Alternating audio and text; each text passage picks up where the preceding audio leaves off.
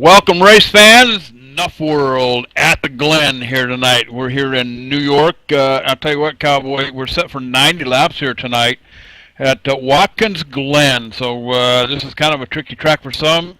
For some, it's a Sunday drive, but I'll tell you what, working booth with me tonight is going to be Dwayne Hall from Hall's on Post, Trackmaster Extraordinaire.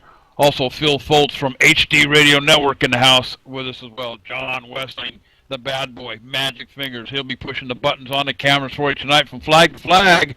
And let's start out with Dwayne. Dwayne, Watkins Glen.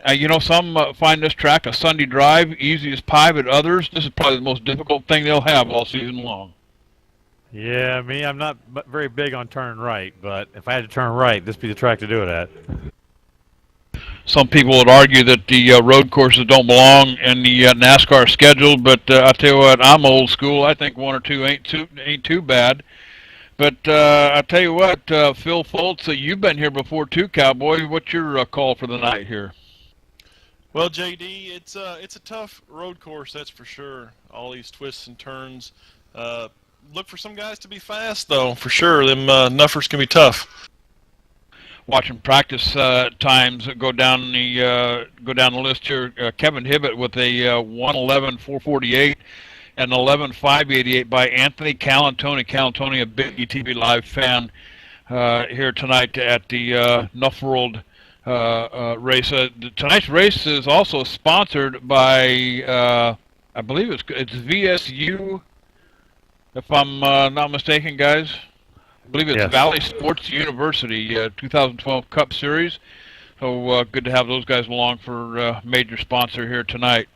Why don't we go ahead and take them down through the points so everybody know who's who and who's where here in the VSU 2012 Cup Series here. And Ben Brittain sitting at the top. Of course, some would argue, I guess it's Britain actually. Call him Ben Britton. He's sitting in the number one spot, finishing sixth at Pocono last week, Cowboy. He's got top seat here coming into Watkins Glen here tonight. Finishing in first place last week at Pocono, collecting the trophy is Reynolds. No movement this week for him, 123 points behind the leader. And in third position, we've got Jay Popolowski. Everybody calls him J-Pop. Unfortunate for him with a blown engine last week, finishing 26th from Pocono, 171 points behind the lead. Now here's where it starts getting interesting. Sitting in fourth place, finishing second at Pocono, up 4 notches this week, Cowboy, is going to be Benji. He's only 173 points behind, 2 points off of J-Pop up there in third. And below him in fifth position, right here in the middle, with the 20th place DNF last week at Pocono, Steve Mahana, 181 points behind the leader. Now, here again, this is where it's going to get interesting one more time, Cowboy. Sitting in sixth place is Busa. He finished, actually he didn't finish at Pocono last week. He wound up with 28th place finish after a DNF. Some troubles early in the race at Pocono for him, but Busa is 190 points. Now we'll write all these down from here on out, Cowboy, because this is where it's going to get real close here tonight. El Busa, no movement this week, 190 behind the leader. In seventh position, 35th place at Pocono last week. Another bad finish for Jay Enoch. In fact, he didn't finish at all. He's 191 points behind the leader. Now, sharing that seat is going to be Garcia in eighth position. He's down a notch this week. Enoch's down 3 notches this week. So they're sitting in the same seat coming into Watkins Glen. And in ninth position, up a notch, Kevin Kelly at 192 points behind the lead. So it is going to be an interesting night for those guys. 2 points south of him in 10th, rounding out the top 10, and down 1 position, Bruce Turner coming in 194 points behind the leader. So I tell you what, from 6th place to 10th place, guys, it's going to be a pretty tough night for points here. And then, of course, Popolowski and Benji duking it out up here. They're only a couple of points off as well.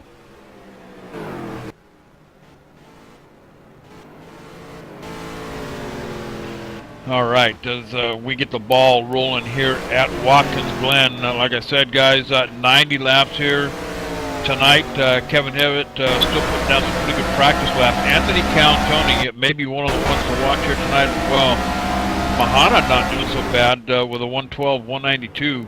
So some of these guys looking pretty good as far as practice times go. But I'll tell you what, that's a long ways off from a 90-lap run here at Watkins Glen. Yeah, we got 30 laps on fuel here, guys, and the guys say if you take it easy on your tires, they can go to 30. All right, 30 laps on fuel here, so looking for possible green flag pit stops here tonight at Watkins Glen. Now, I understand that they gave half the flagmen the night off here tonight, local cautions only, and if something major happens somewhere on the track where it absolutely blocks the path of the oncoming racing cars here tonight, they will throw a full course caution. But typical for these guys here, the NASCAR cars and NASCAR races here, local cautions only. So these guys will have to hustle, get their cars off the track, and hopefully they can do that without blocking the path of anybody else. And like we said, the race tonight sponsored by Valley Sports University, picking up the later half of the 2012 Cup Series here at Nuff World. Nuffworld.com. You want to make it your world, cowboy. And I tell you, if you're into any kind of gaming, Nuffworld.com is the place to be.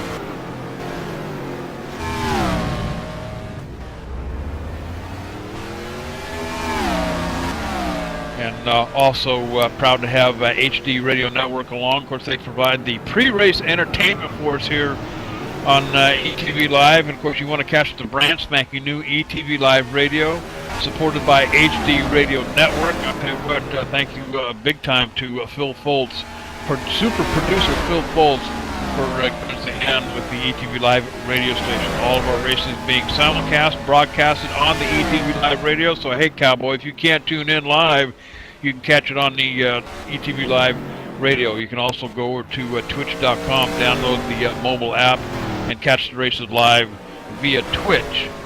And I tell you what, guys, why don't we go ahead and take it down trackside? I believe the Cactus Cuties are standing by to present our national anthem.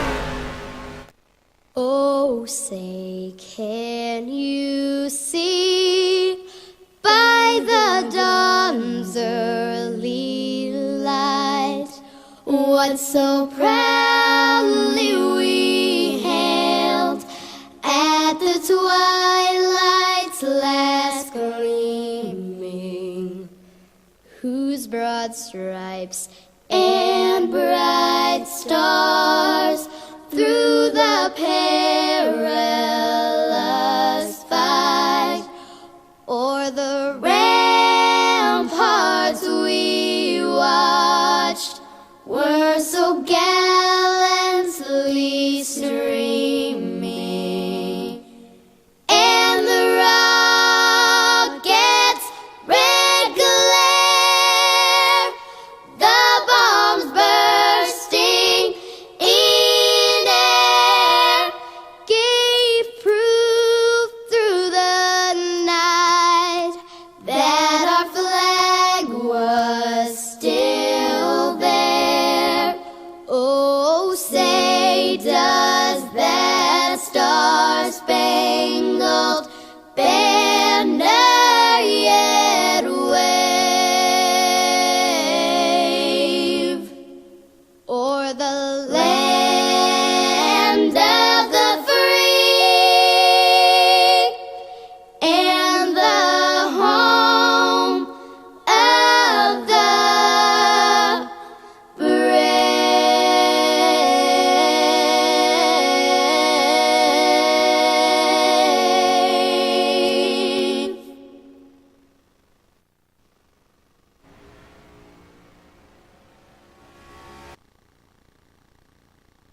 All right, and we are back live here. Thank you to the Cactus Cooties for about the best rendition of the national anthem that I've ever heard. I tell you what, when I came across these young ladies, ages 11 to 16, and heard their voices singing that national anthem, I tell you what, there ain't no better, cowboy.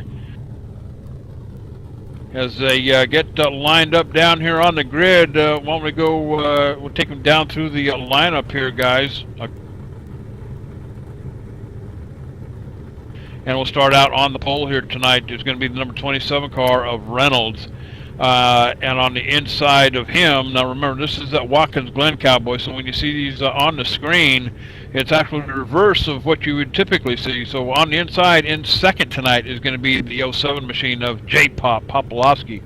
Enix, he'll be starting on the outside in that number 25 machine in third position. On the inside, in fourth, is going to be De La Russo in that number 48 car. In fifth position on the outside, Kevin Hibbett in that number 14 Office Depot machine. And starting in sixth on the inside, the number 76 of Biddle. Turner will be starting in the seventh position in that 03 car on the outside. Inside him in eighth was going to be the 08 of, I believe that's Danny Gutierrez. Anthony Cantoni, big-time ETV Live fan, he'll be starting in ninth position in that 83 car. And in 10th, Jerry Hinkle in that number 12 machine on the inside. Phil? Got starting 11th there. Got Stephen Mahana in the 17. On the outside of him be Howard Wildrick. Starting 13th in the number 3 be our very own HD Radio Network Kevin Kelly. And on the other side of him will be the 00 of Chapman. Alongside that, behind them, 15th is the 28th of Howard Pittman. And starting on the outside of him would be our very own Extreme Performance Racing number 29, Brian Bennett. Moving on down here to 17th, and in the 88, we've got Ed Wilson. Alongside him be the 68 of D. Baker. 19th is 34 of J. DePino. And alongside him be the 97 of Montefiore. And picking up the number 21 spot here tonight is the number 4 of Wright. The rest of your field looks like this. Starting 22nd is Cherry. 23rd is going to be Ball. Benji starting in 24th. Starting 25th tonight, Brittain, your points leader here tonight, coming into Watkins Glen. Maine will be starting in 26th position here tonight. Sargent, he'll be starting 27th in that number 2 car. Vasquez, Christian Vasquez, who has not taken the grid, guys, is still stuck in a garage here, showing him in 28th. Don't know if he's going to start the race here tonight or not. And Pierce, he'll be starting in 29th. Lowe's in the last position here, starting 30th here at Watkins Glen.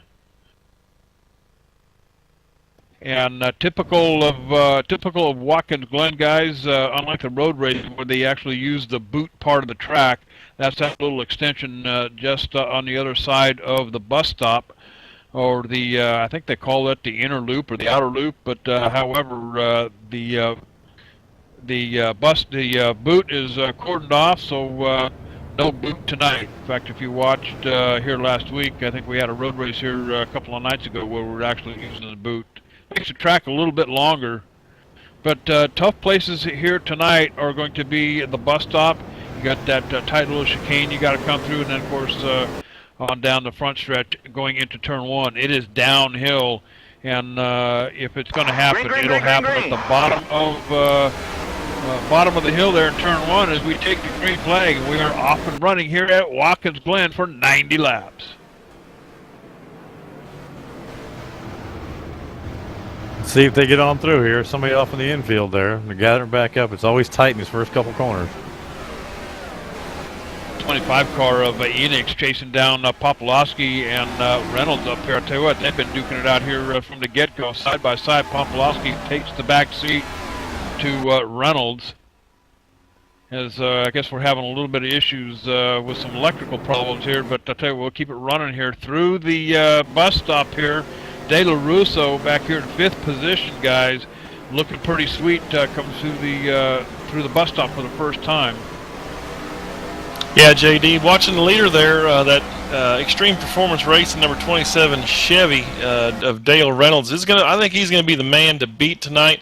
He put a whipping on the field on Thursday in the Pure Sim event, and he's looking really strong here tonight.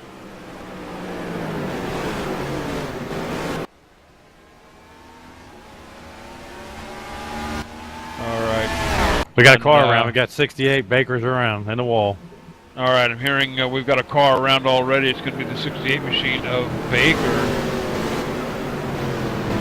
All the way back in 29th position, guys. Roll it back here a little bit and figure out what happened. There's no cautions out. Remember, local cautions only. So if it's not a big deal, get your car up off the track. Baker just goes around ever so slightly, backs it into the wall, Cowboy, and does a little damage to the back end of that machine. So Baker just kind of sitting still. He'll wait till all traffic passes, and then, of course, get that number 68 machine of his flipped on around here, headed in the right direction. So Baker in trouble early here tonight, Phil.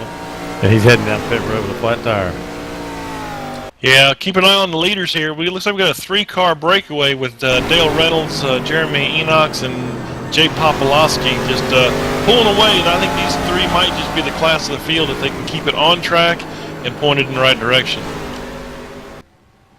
Yeah, all week Reynolds has been the car to beat, the 27 car. He's been the top dog in every practice session, every heat race, and every qualifying shot. He's been the man.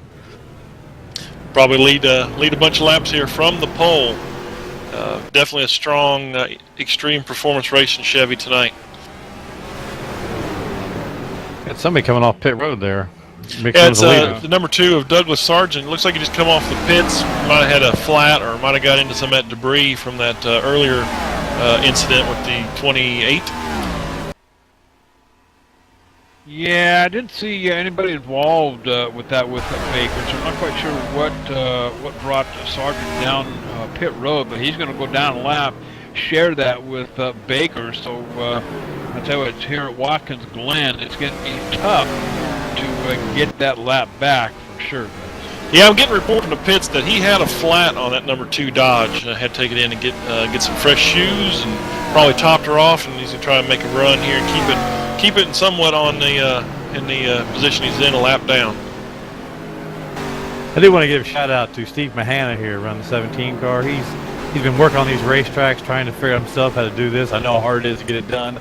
And this track he's worked on himself, including getting the cameras ready for this race. All right, go ahead.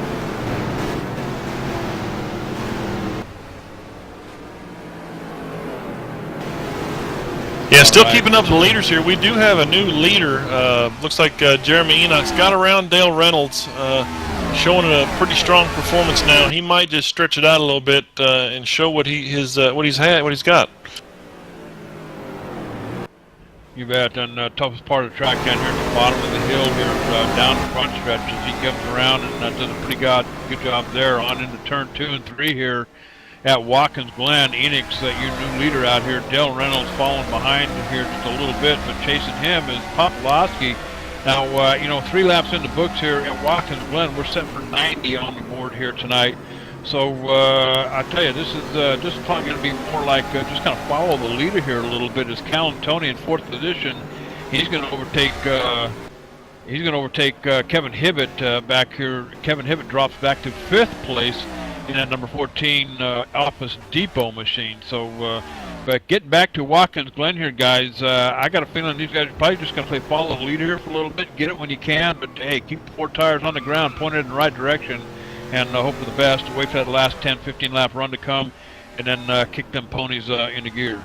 Yeah, JD, I'm getting word from the EPR camp. Dale Reynolds is he's laying back a little bit. I think he might be sandbagging just a bit. Let them 2 cars go and stretch it out there and see what his opponents have got, and save that machine for a little later in the run. Now let's take it all the way back to 25th position, guys. This is going to be the number 1 machine of Christian Vasquez. Christian, longtime ETV Live fan from Costa Rica, Cowboy. I tell you what, Christian looked like he was starting out of the garage here tonight. Early problems with that machine, could not get it fired up. But managed to come out on the lead lap. I believe we had him, I think I had him starting in 29th position, if I'm not mistaken, but already up to 24th. So Christian Vasquez actually moving up into 23rd as he goes around, I believe that was Benji, if I'm not mistaken. We look back here at 20th place to my friend and yours, Joe DePino. He's running a good show.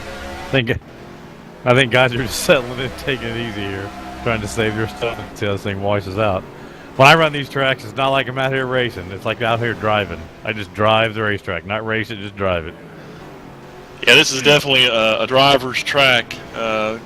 running these 11 turns. Looks like they're. I'm keeping up with the leaders here, and I don't see much of a change up front. Looks like they're just, like you said, going to follow the leader. Looks like J-Pop might be getting a little bit racy and wanting to take that lead and lead a few laps of his own. Yeah, I'm trying to figure out, coming off the, coming through the boot, or coming off of that last turn there, coming down into the straightaway. Looked like somebody was smoking a tire there. Don't know if that was tire rub or what was going on, or if brake settings, brake bias off a little bit. But let's bring it back to 19th position back here, the 26 car, Bertain. He's going around here a couple of guys, but a little bit of racing action coming up here, guys. 5 laps in the books. The 88 car side by side with Vasquez now back here in 23rd position. So there's a little bit of action going on all over the place. But the one thing I'm seeing, guys, I'm seeing a lot of tire smoke coming off that last turn. It's going to be turn 11 just before they go down the front stretch. So I'm not quite sure what's going on there. I think brake bias might be the issue here. Yeah, JD, I'm seeing that too. Keep an eye on the leaders. The leaders are doing it as well. Coming down in that first turn off that big hill past the start finish, they're definitely doing some smoking on them front tires. So they better keep an eye on that. Otherwise, they'll be pitting early to get some tires, I think, because they're going to wear those things out. Speaking about the Bertain guy back there in 9th, remember, he's your points leader. And that's a long ways back for your points leader. It's a lot of cars to get by. Bertain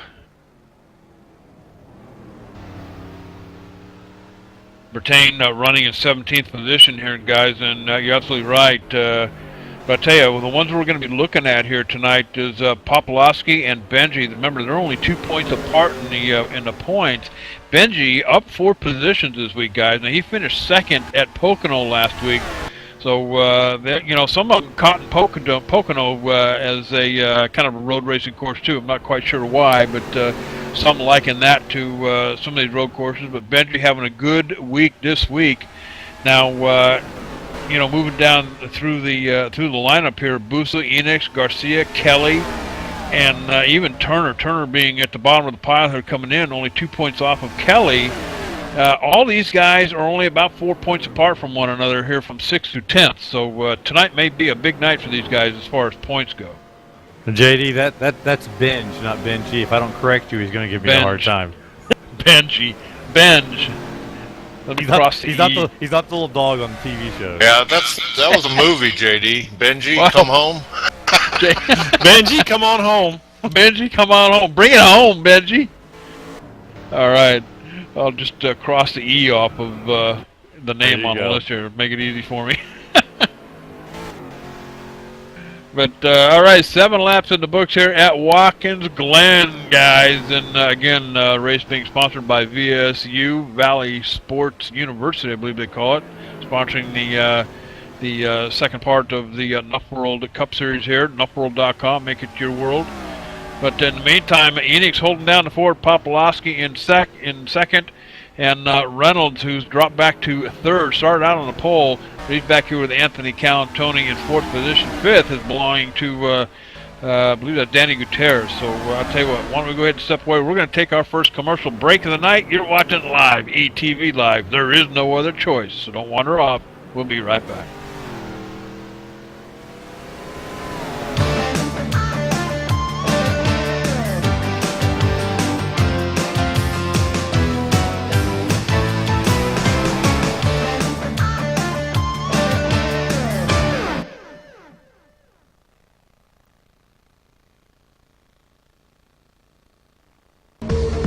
Do you know where your world is?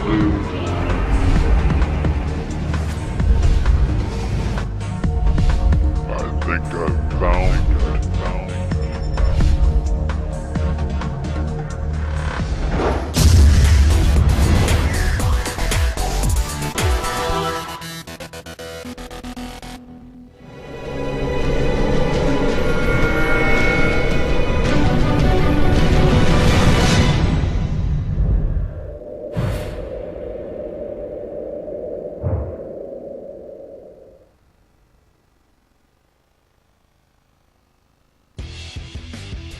Hey dude, are you ready to rock and roll? If that's cool, then you need to do it over at HD Radio Network. HD Radio Network, 4 stations broadcasting 24/7 with everything from metal favorites to the 80s classic rock like legendary Leonard Skinner, Electric Light Orchestra, Foreigner, and bone-rattling, skull-crushing rock and roll on hard-driving radio.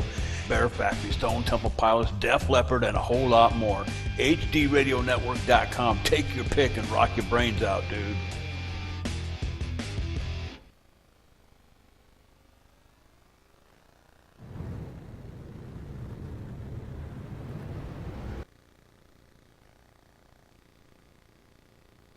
All right, we are back live here. Full course caution on the track. Now, what we're seeing here, guys, is the one car of Christian Vasquez having some issues back here. Can't quite tell what turn this is off of, but the 76 car of Biddle just broadsides him on the front quarter panel up here on the driver's side, guys.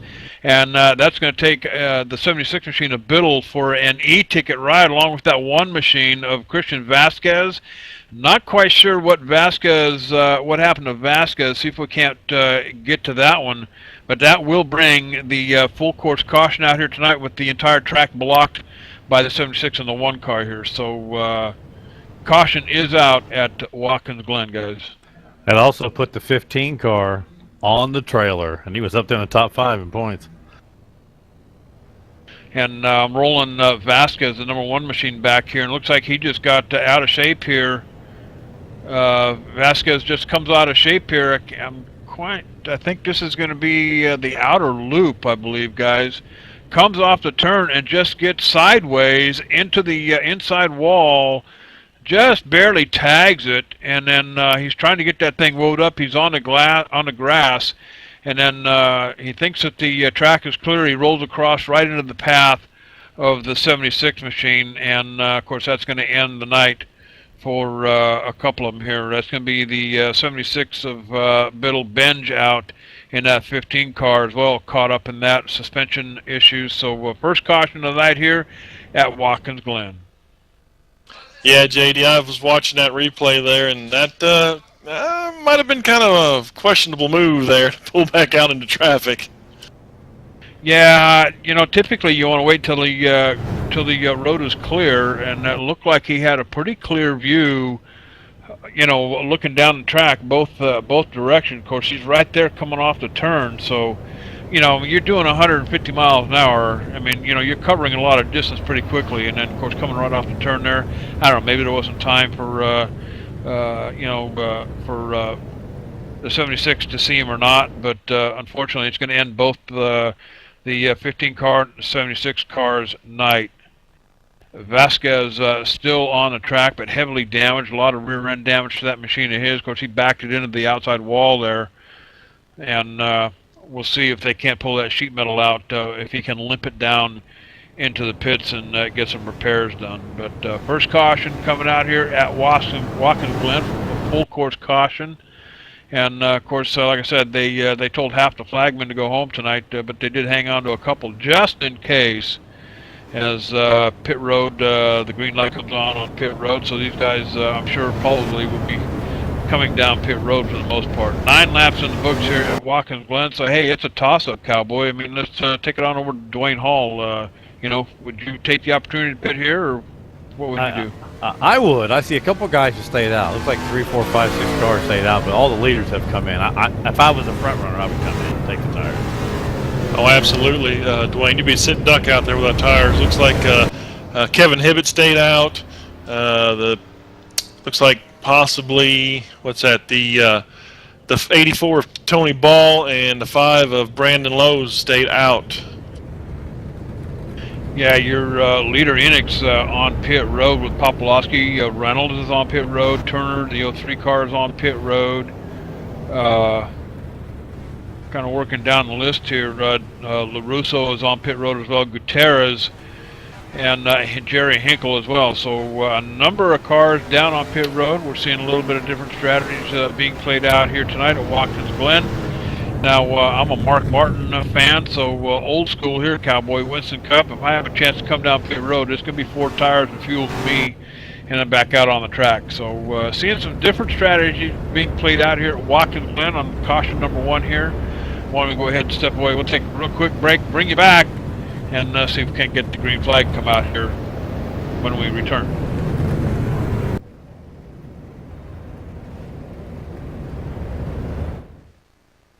Factory Stone Temple Pilots, Def Leppard, and a whole lot more. HDRadioNetwork.com. Take your pick and rock your brains out, dude.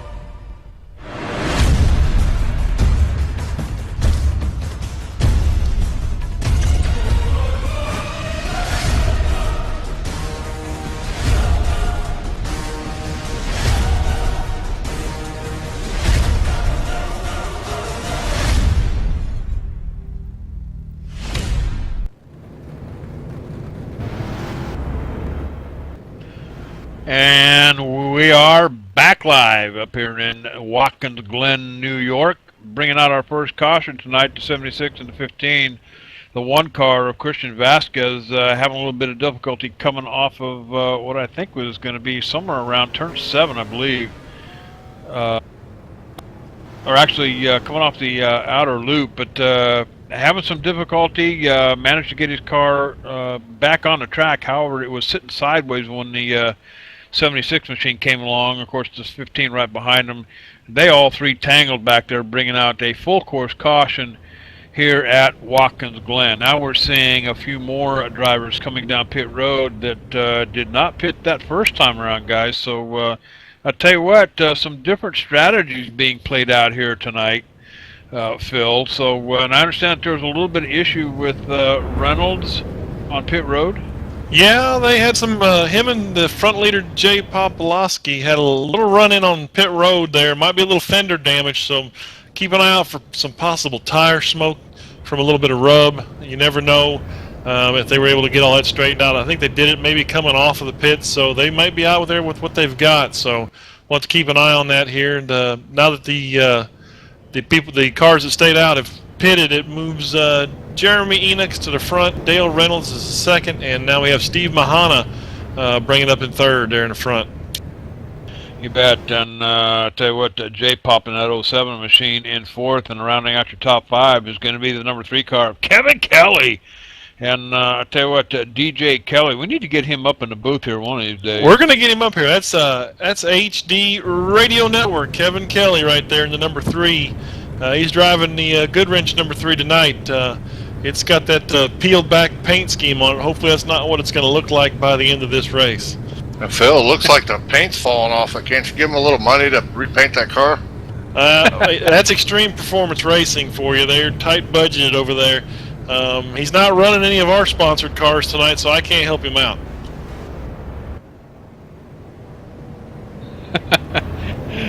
All right. Oh, we've got to give Kevin Kelly a bad time up here. I tell you what, I'm sure he'll be watching this thing later on when they get to E-Play. So, and I tell you, if you haven't seen the new facelift over at the website etv-eplay.net, check it out, Cowboy. Kind of a new front end on the old web page over there. We moved the vault to the back end a little bit. They're just piling up so bad that, gosh, with over 600 broadcasts in the can, we had to find a place to put them all. So kind of a new deal happening over there. If you want to see the E-Play, just click on the link up there at the top of the page, etv-eplay.net. and you can get them all. They're all still there, but kind of moving things around a little bit. It's kind of like building an addition onto your house, Phil. You know how that goes. Oh, absolutely, JD. We can understand that growing and getting larger. Looks like we're lined up double file, getting ready to come to the green here at Watkins Glen for the VSU at the Glen. Green flag is out. Enix picks it up, heading on down the front stretch, going down into turn 1. He's got Reynolds right in behind him here. Turn 1 being one of the most difficult turns here. You're coming full speed down that hill. Oh, the brake smoke comes off of Enix machine up there as he lays on the rubber going off into turn 1. So gets a good exit though. Reynolds having to get on the brakes early, saw all that smoke happening coming off of Enix machine. Let's move it back here a couple of notches. Third position, guys. Popolowski back here just putting the bumper to Reynolds up here. Couldn't get around him, but Mahana behind him. Things are pretty much single file all the way back until you get to the 11th place with Pierce. And we've got here we got one in the grass. Yeah, Dale Reynolds running up there in second. He coming through the bus stop, got into the grass, gave up a lot of positions. Looks like he's all the way back. About 8th, 9th position, losing a lot of track. He's going to have to get recomposed and get back underway there. But yeah, hitting the grass in the bus stop. Reynolds up there running in the top 3 up there, guys. I'll tell you what, that bus stop, you got to roll that pony up, and you know it's a quick and no brakes. Hearing no brakes on the 27 machine. But let me tell you about word that from bus the stop. Extreme Performance Camp, JD, that the 27's having some brake issues early here at the Glen, and God knows brakes are very, very important here. Yeah, especially when you're coming through that bus stop, guys, because it's a quick right, quick left, and you got to do that twice and come on through that. But Reynolds already in trouble, as we're hearing brake problems on that number 27 machine. But racing continues with Enix out in front, Popolowski, Mahana, Kelly holding down the fort. And trouble back here in 9th and 10th place. And we're hearing 00 car of Chapman in trouble, guys. A caution coming out for the second time here at Watkins Glen. Let's see if we can roll it back. As looks like the 00. Yeah, we're getting the 00. I'm hearing the 00. It spun out and was sideways. Yeah, I'm rolling it back here, trying to figure out what happened. Looks like he might have had a little bit of help. Oh no. JD, looks like he got off in the grass a little bit there, and the that grass will get you loose and slide you around, causing a lot of smoke on the track and the pile up.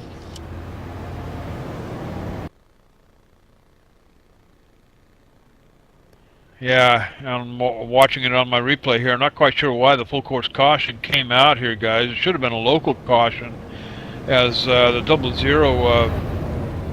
00 car pretty much on his own here. He tags the 14 car a little bit, but no part of the track is blocked here, guys. So not quite sure why a full course caution was pulled out. This time. So not too sure, JD, but we got a lot of takers on pit road for sure. Dale Reynolds is going to bring it in. They're going to see if they can get some work done on them brakes and see if they can get that corrected. Almost had a run-in with Montefiore when he almost clipped the commitment cone to make pit road. All right, working caution number 2 here at Watkins Glen, guys. Trouble abound here for a couple of these guys. 00 car of Chapman involved in that one. And a little bit of damage done to that 14 machine too of Hibbett. In fact, Hibbett took quite a hit. Got the bounce off that 00 and then hard hit into the wall. So we'll keep an eye on that 14 machine. Yeah, JD, getting word from the 14 pits that he's got a little bit of damage there. He's going to be in there a little extra time as they get the hammers out, the pry bars, and start wailing on that car and try to get it somewhat back into drivability, get them fenders off them tires so he can get back out there and try to maintain a reasonable position. And then also parking it tonight, pulled his car behind the wall. Going to call it a night. It's going to be the 35 car of Maine. So unable to continue on. Maine has decided to park it for the night. So that'll be 3 of them, the 35, the 15, and the 76 car. So 27 cars still left on the track. Enix still holding down the fort out in front. Popolowski, Mahana, and Bertain. And Kevin Kelly still out there in that 5th position. So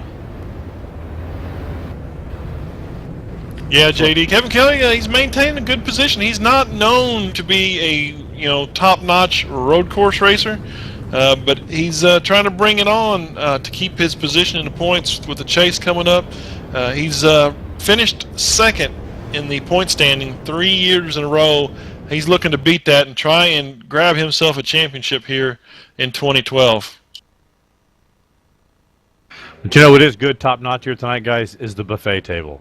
I'm getting kind of big, little big boy. Pretty soon I got to start driving a convertible race car so they can put the roof back and let me in. So at least back here on the buffet, they got some chips and salsa tonight. Chips and salsa. I'll tell you what. I've been on this. I've been on this. Okay, hang on. I got to fix something here. Don't tell me you're on a diet, JD Webb, because we all know better. No, dude, let me tell you something. Here lately, I've been on this chips and salsa thing here, and I've been making my own salsa. Dude, I found the recipe, cowboy. All you need is a blender or food processor. And maybe a little bit later on, I'll give you the recipe on the air here. I'll tell you what, it's knock your socks off salsa, cowboy. It's pretty good stuff, but maybe we can get into that here just a little bit later on. But for right now, and all right, I think we're going to try to get one of the drivers on the radio here. Phil, I think Phil's caught up with the driver of the number 76 car. Remember involved in that caution back on lap 7. Phil, what do you got, bud? Yeah, I've tracked down Joshua Biddle, the driver of the number 76, who was involved in that massive incident with the number 1.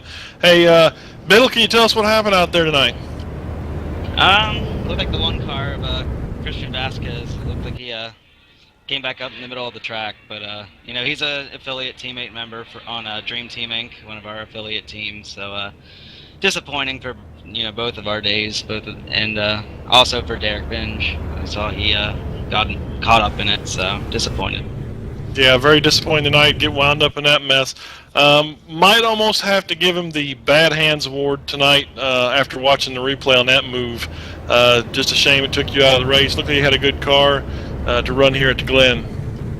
I mean, I did overdrive I think it's turn 9 outside of Kevin Kelly, so I put myself in the kitty litter, and that did put me back in the field. So it wasn't like I was running a perfect race, but still disappointing. I saw a car was spun out on the in the grass, and I thought I was clear to keep going. So tough night for Joshua Biddle in the 76 here at the VSU at the Glen, JD. All right, tough night it is, along with a couple of others here tonight at Watkins Glen up here in New York. And this is the Nuff World, nuffworld.com VSU. I got to get used to this. They changed sponsors here just recently. This is Nuff World, the VSU. There it is, Valley Sports University. I got to write that down. Valley Sports University, new sponsor coming on board with Nuff World for the 2012, for the remainder of the 2012 Cup Series here at Nuff World. Remember, nuffworld.com. Make it your world, cowboy. And let me tell you something. If you're into all kinds of games, it's not just the racing games. They got the shooter games, golf games, football, baseball, and different platforms too. Now, I'm not familiar with all this PlayStation and what do they call these console game deals? You boys probably know more about it than I do. I'm not too sure, JD. I guess you call them consoles. Well, yeah, I mean, Dwayne Hall's got grandkids. You got to know all these console games out here. I know how much they cost. Yeah. Yeah, they're not cheap. All right. Coming off turn 1, I believe we're about ready to go green flag. Yeah, JD, get ready to take the green. Yeah, we're green. Yeah, and the Enix picking it up. Enix spending a lot of time up here in front, but Popolowski right in behind him going down into turn 1. This time Enix gets a little bit better entry in. A lot of sparks coming off the back end of that number 25 machine up there in front, but it'll be that way for a little while. But understand we've got some issues back here off of turn 1, guys. Yeah, it looks like they got in there a little hard. It looks like the 84 of Tony Ball was around. The 17 of Mahana got in there a little deep too in the grass, and he's lost a couple of positions. Yeah, and they're going to throw the caution flag out one more time, guys, here on at Watkins Glen.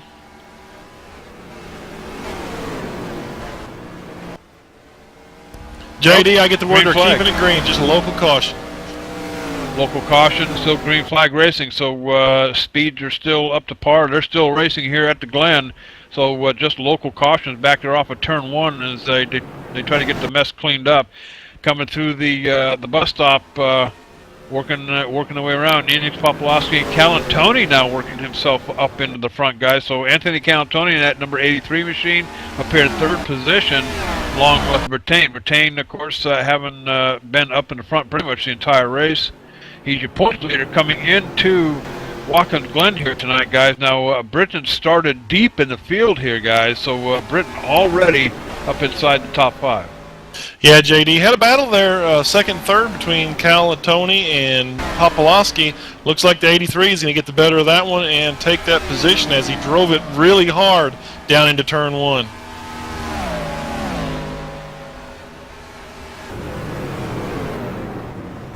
And Watkins Glen is not the kind of track you want to drive real hard here, guys. You got to take care of these tires. You got right and left-hand turns here, as we've got some more issues coming through the bus stop here. That seems to be the trouble spot here tonight. That and turn 1.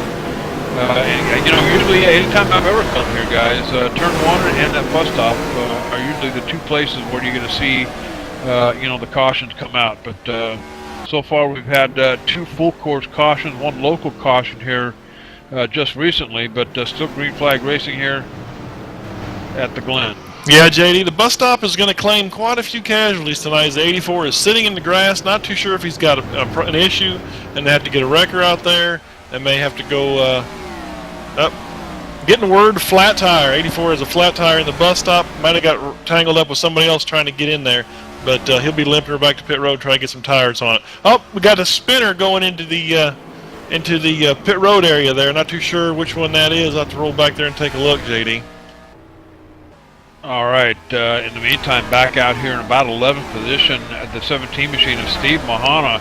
He was given a pretty big fit to that 97 machine of Montefiore, but Montefiore has been able to pull away from Mahana. Mahana giving up a lot of position here, or at least a lot of distance to Montefiore up here in front. But D. Sargent now coming up behind Mahana back here in 12th position. So Mahana looking to try to save what he's got here, but Sargent comes alongside, comes through the turn too wide here, and Steve Mahana going to give that position to the number 2 car, Sargent, going into down that long back straight here, going into the bus stop. JD, looks like Tony Ball has finally made it around to pit road to get some tires on that thing, as the 87 of Wildrick, who was backing down pit road earlier, is pulling back out onto the course. Yeah, some damage on the right, or actually on the left rear of that 84 machine as the pit crew gets the hammers out, pull that sheet metal out a little bit, and it'll be 4 tires and fuel for that 84 car down here on pit road. But Ball already 2 laps down, guys. It's going to be tough to make those up here at the Glen. 19 laps in the book. We're set for 90 on the board here tonight. Yeah, JD, with no full course cautions, it'd be kind of hard to get a lucky dog getting those laps back. So he's probably going to be stuck with what he's got. Just checking in on the leaders here. They still got Jeremy Enox running first, Calantoni in second, and that 83 machine, and Jay Popolowski in the 07 third. Looks like they're content to run single file as they pull away from the field, make it a 3-car battle up front.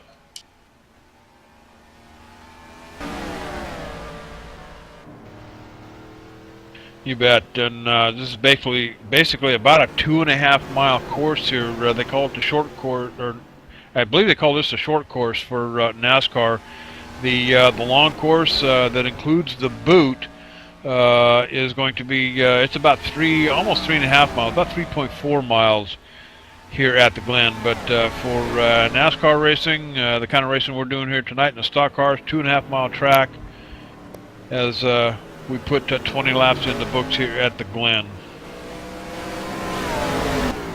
Yeah, Back JD, I'm kind of rolling through the field there, keeping an eye on some of the early contenders that we were watching. The 27 of Dale Reynolds has made his way back up to 6th. Looks like they might have got those brake issues taken care of, as he's looking real sporty out there, making these turns real good as he comes out of the carousel and heads towards that turn 10.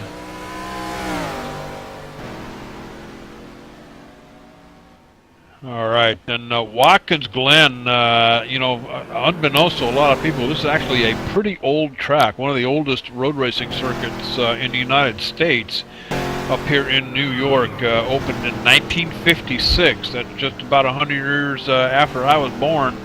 And right around 1961 or so, they started having Formula One events at Sebring, at Riverside, another track that doesn't exist anymore out here in California.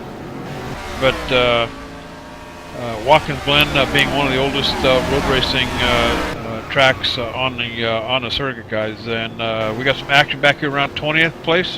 Yeah, I'm just scrolling through the field there, listening to the scanner, and it sounds like we're gonna have a little bit of battle shaping up back here around 20th, 21st.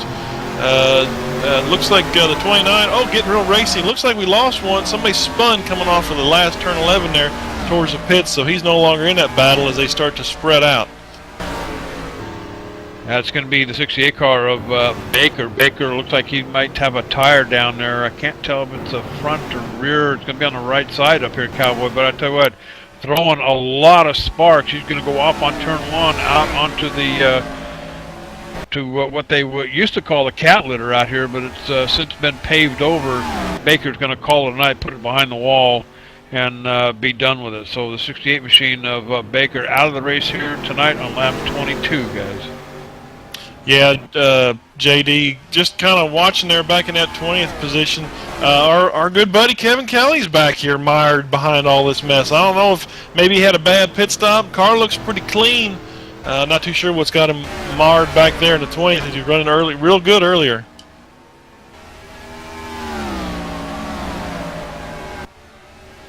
Guys, Alan Tony went around.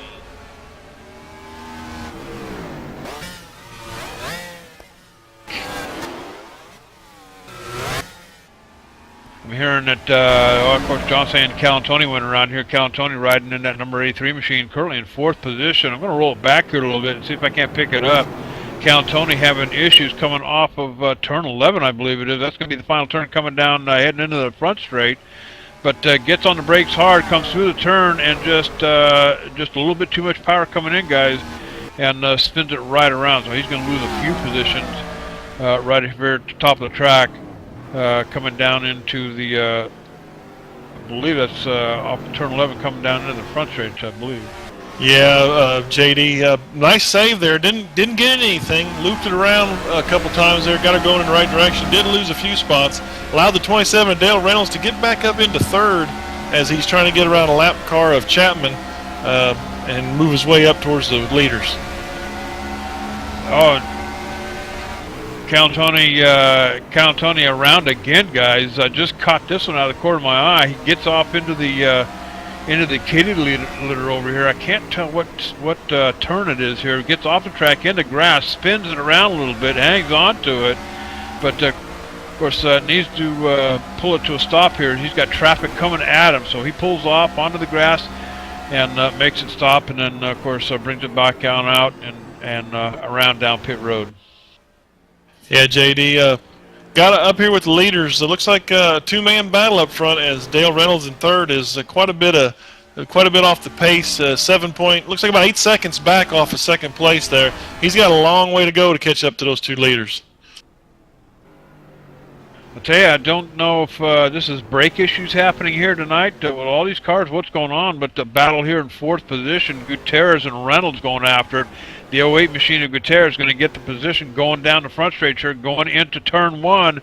Reynolds is going to have to back off the gas there a little bit, going to give it to Gutierrez. In fact, Reynolds backed off quite a bit there. Yeah, JD, not seeing what you're seeing. Maybe you're looking back a little further than I am, but I got Reynolds in 3rd, looking real racy there. He's losing time to the leaders. About a half a second or so, it looks like, making his way through the bus stop right now. But looks like that battle was for 4th and 5th between Britton and Gutierrez. Yeah, I think you're probably right. The 83 and 22nd is around again in the carousel and off in the grass, JD. Lots of smoke coming off of that machine as he's going to park at the 83 car. Anthony Cantoni out of the race here tonight at Watkins Glen. So I'll tell you what, they're starting to pile up. Sheet metal's getting pretty deep back here in the garage area here, guys. Enix still holding down the fort up in the front with Popolowski. Reynolds having a good show here tonight. Gutierrez, I think I might have had my my machine stuck in the rewind as we watch Cantoni take it on around into the grass, and just too much for him to handle here tonight. So crew chief called him, and they're going to haul it back behind the wall, put it on a trailer, and that's it for the night here at Watkins Glen for the 83 car. I'm back here around headed to the barn, JD. Watching a great race between Lowe's, Hinkle, and DePino. But I would tell you what, about every corner of this track, there's smoke from somebody locking their tires up. So I don't doubt that brakes are an issue here at the Glen. Yeah, they're using them up tonight, Dwayne, for sure. I'm seeing a lot of hot red rotors front and rear on these cars. So they probably got a lot of brake bias dialed into the back, trying to keep them things from sliding them front tires and just losing the brakes early here at the Glen. DePino and Hinkle side by side here for position 11th and 12th position back here going into the bus stop. DePino gets the edge on Hinkle. Comes through the bus stop, but DePino showing pretty good here tonight in that red and black PBR machine. Of course, Jerry Hinkle. I need to get a hold of Jerry and find out what happened to the ETV Live all over that car. He used to drive an ETV Live painted car. So Jerry Hinkle, either he's given up the paint job or somebody's paying him a little bit more than ETV Live is. Of course, did we ever pay these guys at all? Exactly. It's a little bit more than nothing. It's not very much. A little bit more than nothing. Not very much at all. But DePino having a pretty good night back here in 11th position, just kind of minding his own business. And tell you what, young lawyer from Chicago, Illinois, some say he had connections to the Gambino family a while back. But I'll tell you what, Joe DePino, nice little Italian boy, out here having a good night at Watkins Glen. JD, I'm looking deep in the field here. Looks like the 3 of Kevin Kelly just going a lap down in 21st position. I'm sure he's still having brake issues. He's swinging that last turn 11 real wide. J-Pop's going to be working the... J-Pop's slow. He's slowing. I'm not too sure if he's having issues. He just lost a little speed off 11, but looks like he's getting it back up to speed now. And moving on back, let's take it all the way back to the back here. 21st position, Kevin Kelly in that number 3 car. Now, he was running pretty good top 10 here a little while ago, but now 1 lap down in that number 3 Goodwrench machine of his. So Kelly not having a very good night here at the Glen either. Now, Kevin Kelly is one of the drivers that we were watching here tonight. He's only he's sitting in the 9th position in the points, up a notch this week, but 192 points behind the leader. Now he's in the pretty much sharing the same seat with Busso, Enix, Garcia, Kelly, Turner, all these guys within 4 points of each other in the overall points. So Kelly 1 lap down here at the Glen, guys, with 27 laps in the books. Yeah, JD, I'm getting worried. We got a car around, a lot of smoke. Looks like the 29's around, the 19th position. Right in the middle of the track. Sitting kind of off to the side of the track. They're getting around him, so it'll probably just be a local yellow on that one. Yeah, I'm seeing the 29 car, Bennett. He's off onto the grass right now, so able to get it out of harm's way. No local cautions are coming out yet, as the 29 machine of Bennett has his difficulty. Oh! That's going to be Kevin Kelly, the 3 car around, guys, as well, in the grass here off the track. So no yellows. Looks like he's about stuck. Kelly, I believe, looks like that number 3 car might be stuck on the grass down there, guys, and maybe looking for a tow truck here shortly. Kelly working that car back and forth, trying to get it loose up off the edge of the wall down there. But he may be stuck on that downhill side trying to break it loose. Yeah, I'm getting word, JD, that he can't get out. Might be hung up on the guardrail, maybe some sheet metal tore off in there or something, but he's definitely hung up. I'm not too sure if they're going to have to throw a full course to get him out of there or what. As we watch him here try to work that car back and forth, trying to find some traction. He's got them tires spinning, Cowboy. I tell you what, he may make it here if he doesn't get black flag for going backwards on the track. Don't know how that's going to work out. He's just a few feet from the pavement. There he goes.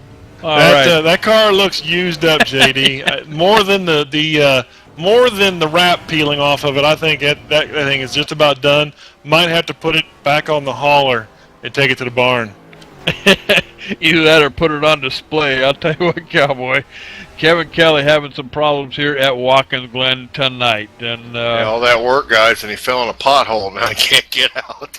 even if he gets it back around, JD, it's a long way back around the track to pit road because they're not going to let him go up pit road backwards. Because one of his buddies going to help him push him around the 29 car. He gets out, boys. Right. Kevin Kelly manages to get out of the pothole just across the track. I'll tell you what, he's got oncoming cars coming at him. But Kevin Kelly finally manages to get out of the pothole here at Watkins Glen. So, yeah, now he's got two flat tires we're hearing too. So I'll tell you what, troubles abound here at Watkins Glen. I guess you just can't take a guy that turns left all his life and put him on a road track and tell him, hey, you know what, you need to start turning right now too. He's got a long way to go, JD. I don't know if he's going to make it all the way back around the pit road with that machine, but that's teamwork right there. That 29 Brian Bennett, that is his Extreme Performance Racing teammate in that 29 Chevy, helping him get out of that pothole. All right, and at about 16 miles an hour, Kelly's got to come all the way around. That incident of his happened right at the exit of pit road, so Kevin Kelly having to come all the way around the track, crawl around the track at just over 10 miles an hour, guys. So we'll keep an eye on that situation. Phil, what else you got? Yeah, JD, I'm checking back in with my fellow former EPR teammate Dale Reynolds in the 3. He has made up a whopping 6 seconds in the last maybe 10 laps to catch up with first and second. He's bringing it on hard, so be looking for him to be headed back to the front and maybe take the lead of this race. All right, action happening here at Watkins Glen. Why don't we step away? We're going to take a quick commercial break. I got to check out this chips and salsa back here on the table. I hear there's a couple of packages of cream cheese sitting there too, Cowboy. So tell you what, we're going to step away, take a commercial break. You're watching it live, ETV Live, the leader in sim broadcasting. So don't wander off, Cowboy. We'll be right back.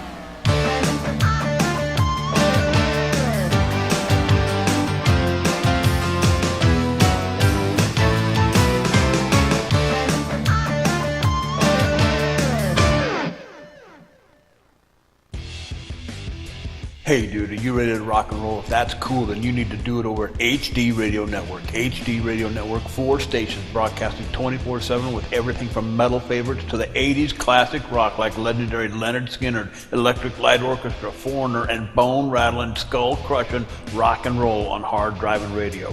Bear Factory, Stone Temple Pilots, Def Leppard, and a whole lot more. HDRadionetwork.com. Take your pick and rock your brains out, dude. Do you know where your world is?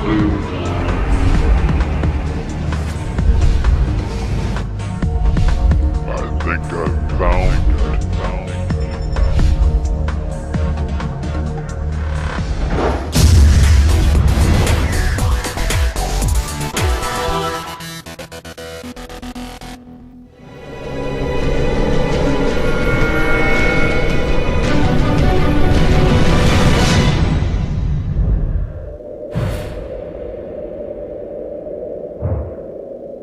Hey, JD here with ETV Live, and let me tell you something. If it's too big for the pickup truck and you need to move it, there's only one trucking company you need to call, and don't bother with the Yellow Pages, Cowboy. I'll give you that number in a minute. Manufactured goods, automotive, technical equipment, furniture, even if you need a reefer, Gary Mercer Trucking Incorporated is the only choice, cowboy. With locations in Mississauga, Ontario, Canada, Rancho Cucamonga, California, if you need to move it, store it, and keep it cold, you need to call Gary Mercer Trucking Incorporated. Long haul, short haul, or just across town, Gary Mercer has the best trained and qualified drivers to get your load from point A to point B with professionalism and on time. So remember, Hoss, if it don't fit in a pickup truck, you're going to need a real truck, cowboy. Sponsors of ETV Live's Friday Night Showdown, Gary Mercer Trucking Incorporated, 1-800-668-2980.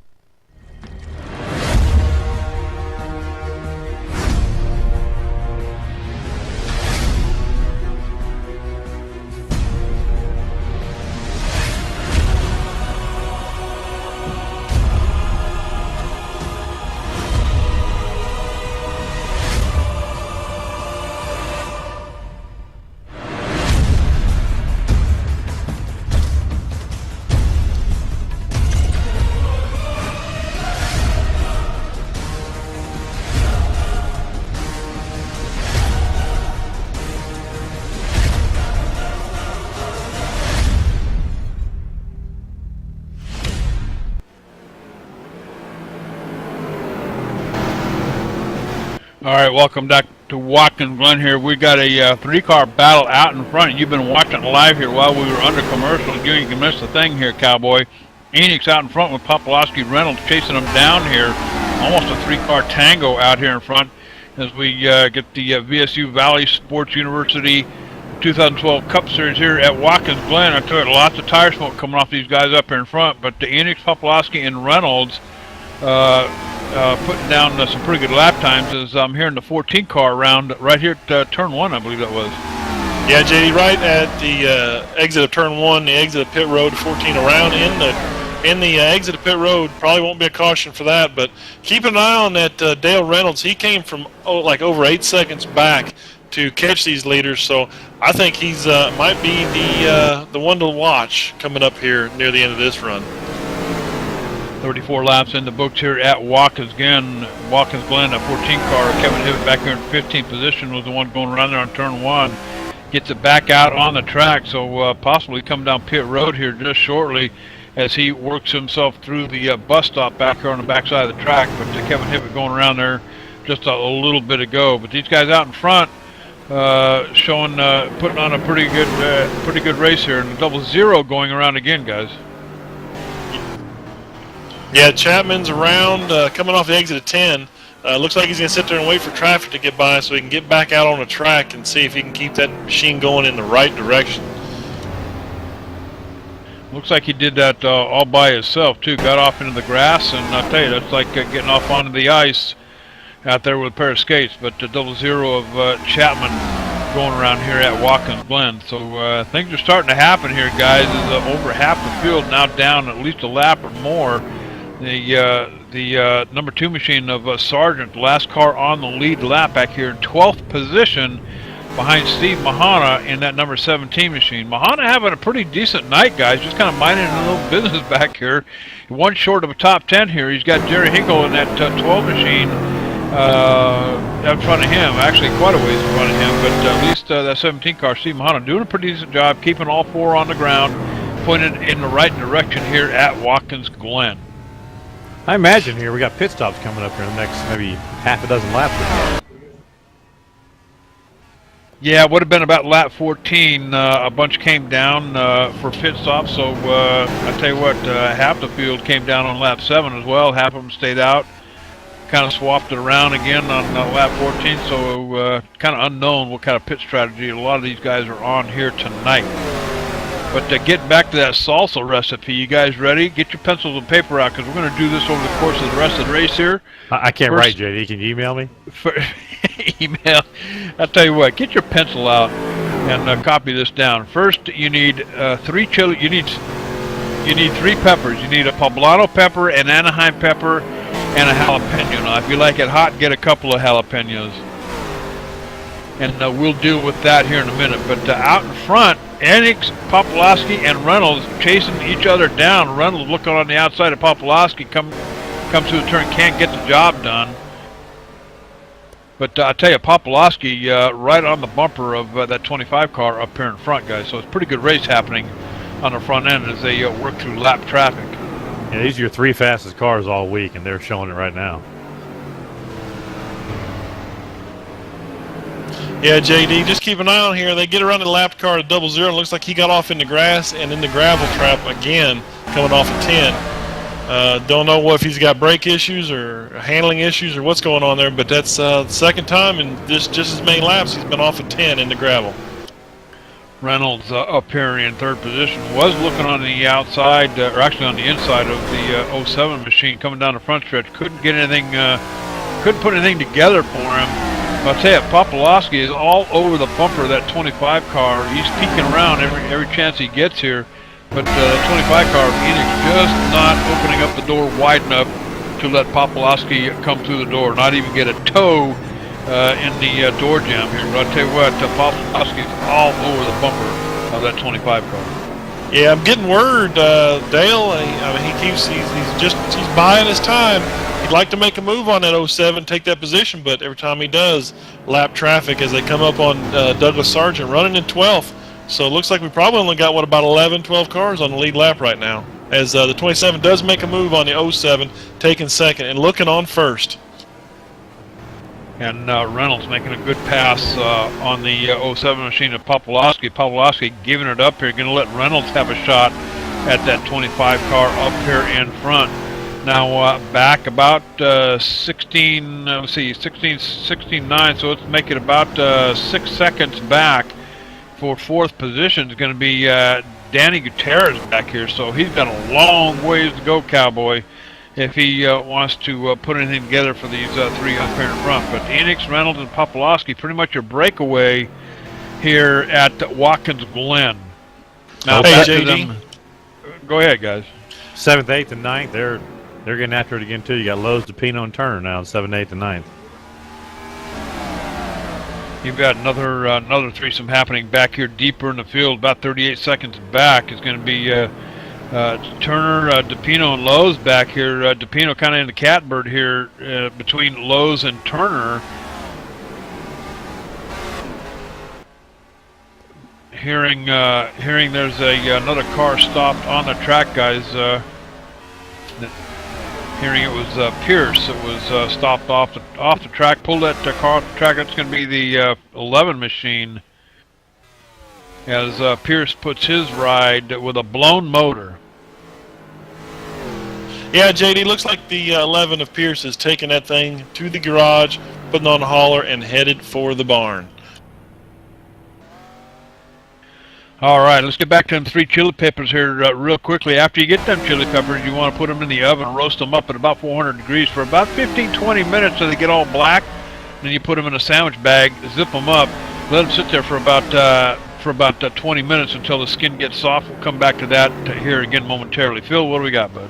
Well, hey, I just want to take a quick moment to welcome our ETV Live radio listeners. We have a couple of them out there tonight. I know we haven't really gone full force with that yet, but simulcasting all ETV Live events over there. We've got a couple listeners tuned in right now. Looks like they might even be on the mobile device. Appreciate them tuning in and listening to this race here tonight, the VSU at the Glen with Nuff World.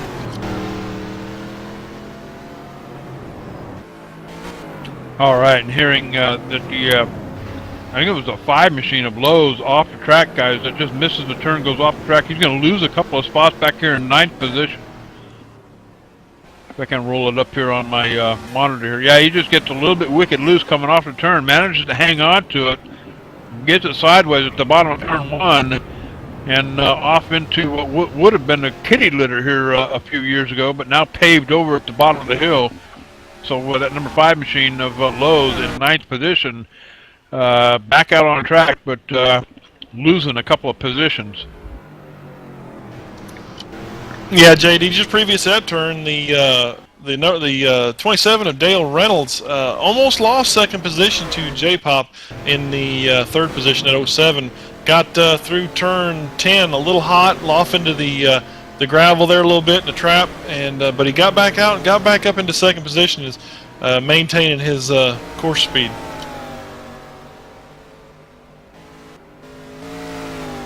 and Kevin Kelly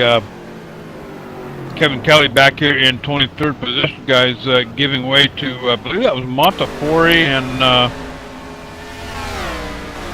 I believe Lowe's. So Kevin Kelly back out on the track with that ripped up, tore up number 3 Chevrolet is. 6 laps down, but I tell you what, ain't no quitting that cowboy. Kevin Kelly and the number 3 car still having at it out here at Watkins Glen. J-Pop's down pit road, so we got the 3rd place car rolling down pit road. Should be a scheduled pit stop. Popolowski coming down pit road for what we believe to be is going to be a scheduled pit stop here at the Glen. So one of our leaders in that 07 machine working his way into his box, rolls to a stop. It'll be a 4-tire change, fuel for him, and back out on the track. So looking for Enix in that 25 car and the 27 car to come down pit road here momentarily as well. And Phil, I understand we've got some brake problems on another car out here. Yeah, the 3 is back out on the track, JD, but he's got major brake issues. Don't know if he busted a brake line and that melee with the wall and the guardrail there at pit road exit, but he's struggling out there with no brakes. Oh, we have a new leader, JD, as Dale Reynolds takes the lead from the 29 of Jeremy Enox, but he's pitting. The 25 is pitting. Dale Reynolds is probably pitting soon himself. Yeah, this was something that we were looking for after seeing Popolowski come down pit road for his pit stop. It was just a matter of time before Reynolds and Enix made their trip. Crew chief calling that number 25 machine in. It'll be 4 new shoes and a bucket of oats for Enix as well here at Watkins Glen. And yeah, let's go back JD, down to... got an update on the 27 of Dale Reynolds. Sounds like he'll be bringing it in this time to pit, get some fresh shoes on that, and a bucket of oats. New shoes and a bucket of oats. Say one thing we haven't done yet, guys, is check the chat room over here. Christian in the house. Of course, Christian having a terrible night here at Watkins Glen. That's too bad, little buddy down there in Costa Rica. Wish he could have finished the race here tonight with us. But ETV Matt, that's going to be Matthew Close. I'll tell you what, he's one of the cowboys that runs up and down pit road for us every once in a while. You can check with him on Friday nights, I believe. And then, of course, Enough World, that number 76 machine of Biddle. Biddle having a tough night here as well. Of course, Biddle involved in that bad hit back on lap 7 earlier in the race. And then we've got... not quite who that is. Stilts Camzy or whatever that is in there, and then of course T7 something or other over there in the chat room. Glad you guys are along for the ride. But more action on pit road. Going to be Reynolds, that 27 machine, making his pit stop. Yeah, the 27 Dale Reynolds coming down to his pit stall. Was it 35 miles an hour here at the Glen and pit road? It probably seems like an eternity coming up over that hill down to the very last pit stall as he was our pole sitter, bringing it in for service. And that will put the 26 car of Britton out in front, I believe, for the first time here tonight. Now, Britton is your points leader, so it'll be at least a couple of bonus points for him for leading a lap here at Watkins Glen. So Popolowski right behind him, about 15 seconds back. Britton has yet to make a pit stop as well, so we are about at that stage. So long pit stop for Reynolds here, guys, as we're hearing. Yeah, he come back out of the pits in 4th, in behind 25 of Jeremy Enox. So he's got a little bit of ground to make up, but if his car is still performing like it was earlier, he shouldn't have any problem making that ground up. And Enix is he's running about 2 seconds behind Popolowski. So 43 laps in the books here at the Glen. We're coming up on the halfway point here just shortly. Why don't we go ahead and step away? Let's take a commercial break right here, right now. You're watching live, ETV Live from Watkins Glen, New York. Don't wander off, cowboy. We'll be right back.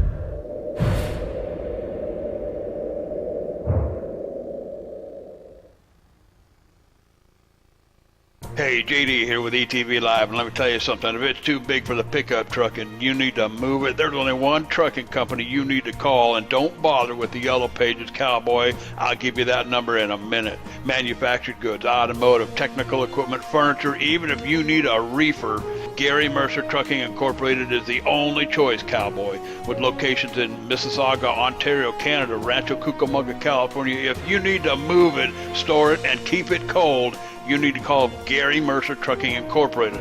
Long haul, short haul, or just across town, Gary Mercer has the best trained and qualified drivers to get your load from point A to point B with professionalism and on time. So remember, Hoss, if it don't fit in a pickup truck, you're going to need a real truck, cowboy. Sponsors of ETV Live's Friday Night Showdown, Gary Mercer Trucking Incorporated, 1-800-668-2980.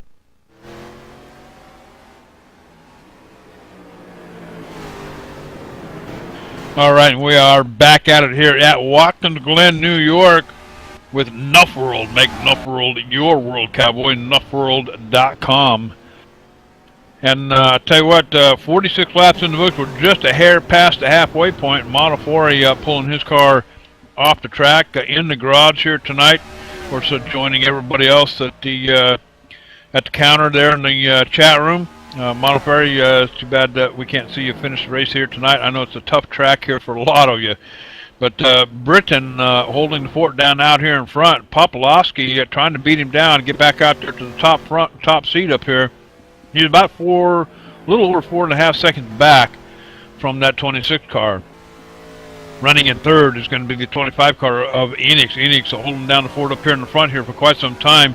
Made his pit stop, comes back out. He's 7 seconds off the lead up here, guys. But I tell you what, right in behind that 27 machine, playing follow the leader here pretty much all night. Enix and Reynolds back and forth, cowboy. So this ain't over yet, and we're quite a ways away from it being over. Let's get back to them chili peppers. After you bring them, I hope you're writing all this down too, Dwayne. After you get I them, thought you were sending me an email. After you get them chili peppers. Is this a racing broadcast or a cooking show? Which one? This is the cooking part that you get ready for the race. Okay, when you get them chili peppers out of the oven and cool down, you want to put them under cold water and skin them down a little bit. And you want to split them open. You want to take the seeds and the membrane out of them chili peppers. If you like it hot, hey, leave them seeds and membrane in there. You don't believe how hot they can get. We'll get back to the rest of that here in just a minute. I'll tell you what to do with the 3 Roma tomatoes you picked up earlier at the store, too. Christian said this isn't a cooking show. He wants to hear something about the race. JD, Yeah, I got something on the race, JD. You got something on the race. He don't care. He just wants to wear an apron. Yeah, and we got somebody else around on the track here, too, guys. I just caught it out of the corner of the eye. It's a pink car. Trying to get... Gotta be 29. It's going to be a 29 car of Bennett. Oh, right in front of Jerry Hinkle, too, guys. And LaRusso is going to get a piece of the 29 car back here. This is going to be 6th position or thereabouts. JD, you got an update on the front. The 26 stayed out, had a hellacious lead, and has just been overtaken by Jay Popolowski in the 07. And Enix in the 25 is right behind him, along with Dale Reynolds. So that massive lead he had built up by not pitting is evaporated rapidly, as he had only led 4 laps. He's still got a pit too. He only had a few laps better than the rest of the guys, so he's about due. Yeah, Dwayne, I'd say he's done. Yeah, Britton's certainly going to have to make his pit stop as he gives a couple of positions up here. So I tell you what, the same old 3 out in front. These guys are absolutely putting on a clinic here at Watkins Glen. It's going to be that 07 machine of Popolowski, 25 of Enix, 27 car of Reynolds, Dale Reynolds up here, guys. So I'll tell you what, some pretty good points tonight for these 3 guys. Yeah, JD, I'd say we haven't seen the last of the 27, as he definitely put a spanking on the field on Thursday in their Pure Sim event, and I don't think he's shown everything he's got here yet tonight.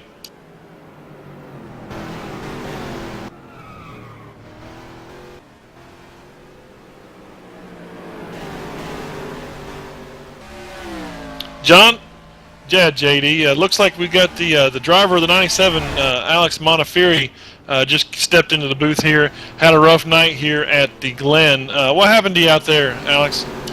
I was having a good run in about 13th position, and the brakes failed going into the bus stop. And spun it sideways, went through the grass, and slammed the wall, and the engine was done.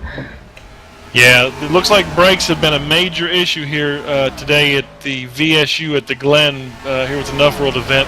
Definitely tough having a brake failure and then slamming the wall and expiring that engine. Looked like you had a pretty decent run going on, maybe going a lap down, but still able to maintain a good position, possibly a good points night, but all that come to an end with complete brake failure. Yeah, I had a really good run going. One of my best ones of the year, and sped in the pits, put me a lap down, and then the brakes failed, so.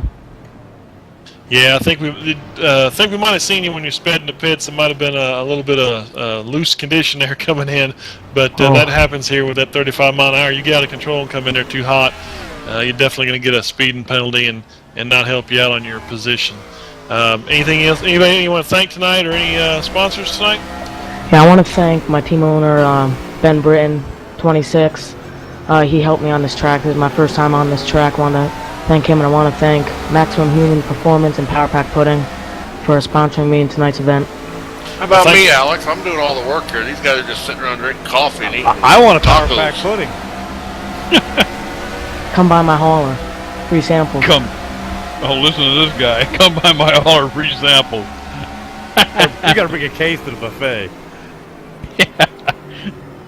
All right, 97 machine. Alex Montefiore with started out with a pretty good night here tonight, but unfortunately going to end his racing here at JD, we got to Watkins thank one Glen. more time, if I could say his name, STFCZ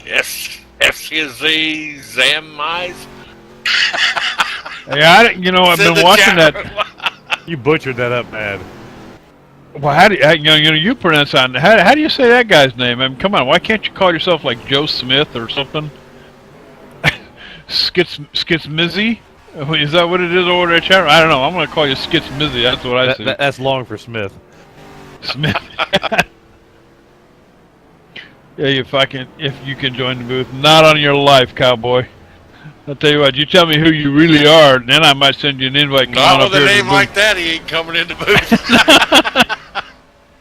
Not hardly. Hey, you want me to tell you what to do with them 3 Roma tomatoes now that we got the chilies done? Like we have a choice. Go ahead. Hey, you take them 3 Roma tomatoes, just chop them up, put them in your blender. After you put your chilies in the blender, and we'll get ready for the rest of it. You'll need a half of a red onion as well. You want to peel it down, chop it up, quarter it up a little bit, throw that in the top of the blender or your food processor as well. We'll come back to that here in just a minute. But we got a battle happening for second and third up here, guys. Yeah, JD, the 27 and the 25, they're going after it through the bus stop, nice and smooth through there, but they're losing a little ground to the leader as they battle for that second position. And doesn't look like Dale Reynolds is giving up on that pursuit. No, Enix is no, he's not. As the Enix takes that turn real wide, kind of knocks Reynolds for a loop here a little bit. Going to put the block out, coming off the turn, heading down the front stretch here. I tell you what, Enix building a little bit of time on him, chasing down Popolowski down here in front. A lot of brake smoke coming off these tires, guys. So I don't know if it's sheet metal rubbing on the tire, or if it's actually brake smoke coming off the rotors here at Watkins Glen. I know one thing, kudos to the 07 car. J-Pop, 14 years old, he's out here showing them exactly how to get it done. Isn't he now? I'll tell you another shout out, Dwayne's mentioned him a couple of times here, and now he's just one notch off Cowboy. I think you were talking about a possible top 5 finish here for that 34 car. Joe DePino back here in 6th position. 55 seconds off the lead up here, guys. So he's got almost about 90% of the lap. He's about 90% of the lap down from the leaders up here, but still having a pretty decent night here. He's only 5 seconds back from Britton up here, the 26 car, who had the lead for a little bit, dropped like a rock, got his pit stop in, and was able to come out and stay in the top 5. But more action happening out here in front, guys. I tell you what, Popolowski, Reynolds, and Enix, that seems to be where the action's taking place here tonight. Yeah, JD, that's definitely where all the activity has happened. As Dale Reynolds has taken over second from Jeremy Enox and tries to chase down the 07 of Popolowski, as he seen a lot of red rotors on that 07, so he's definitely using a lot of brake. Must have that brake bias really dialed to the back, coming down like into turn 1.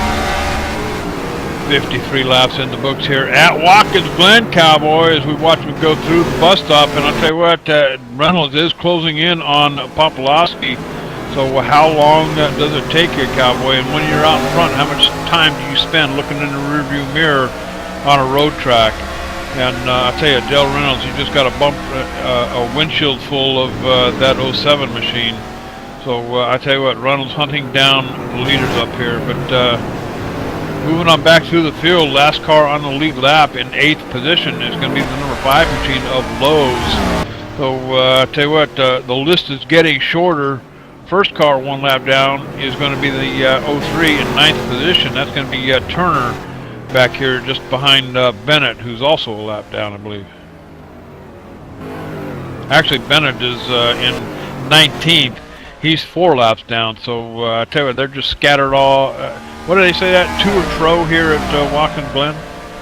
To and fro. You say so, JD. Anyway, this fuel miles is basically playing out here. One more stop and they'll go all the way. So I'm sure these guys are trying to get around lap 70 here before they stop again and they can go all the way with it.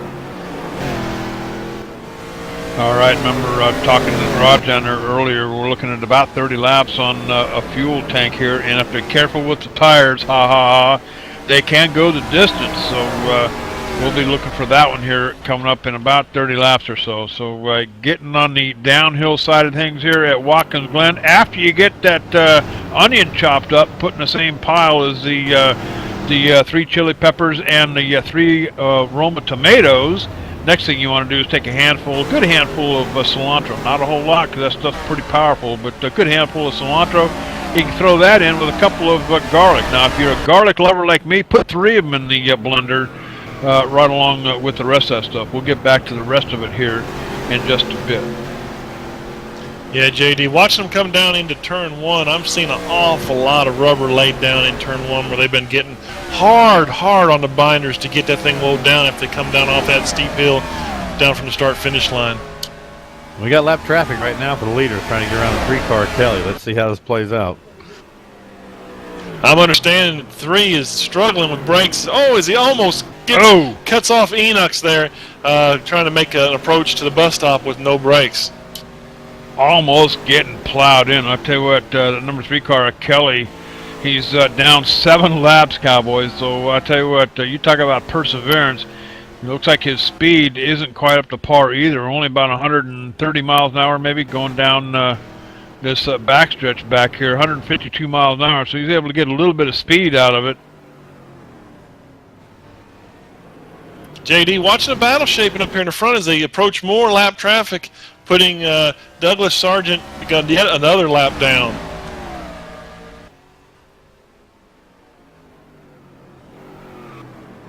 All right, and like we were saying, the last car on the lead lap is going to be about 1:10 behind. That's going to be the number 5 machine in 8th position of Lowe's.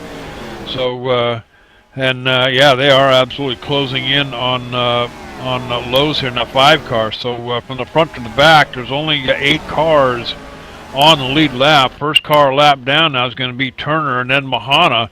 Steve Mahana in that 17 car shares that lap with Turner, and then D. Sargent in the number 2 machine. From there on south, Cowboy, they're more than 2 laps down here at Watkins Glen. So we've got cars pretty much spread all over the track here, and that's going to create some havoc here for Popolowski, Reynolds, and Enox up here in front, as they have to kind of weed themselves thread themselves through the lap traffic, when they come upon them. In fact, the Enox or a Popolowski up here looking at some lap traffic dead ahead. Yeah, it looks like he just made a slight mistake coming off. Oh, Reynolds going for the lead. We have a change for the lead as Dale Reynolds takes the 27 back out. Oh, smoking the tires into the turn. Wow, I tell you what, Reynolds, the smoke coming off the tires, I think that was Reynolds' car. He just went around Popolowski for the lead there and smoked him going down into turn 1, but manages to get the lead from the 07 machine. And Enox looking on here. Enox about 1.5 seconds behind from those guys. So Phil, what else you got? Yeah, I'm getting word the leader might be a little tight. That's why we might have saw that smoke as he drove it down hard in turn 1, trying to make that pass on the 07. Probably going to have to try and loosen it up if we get another pit stop in here before the end of this race so he can maintain that lead.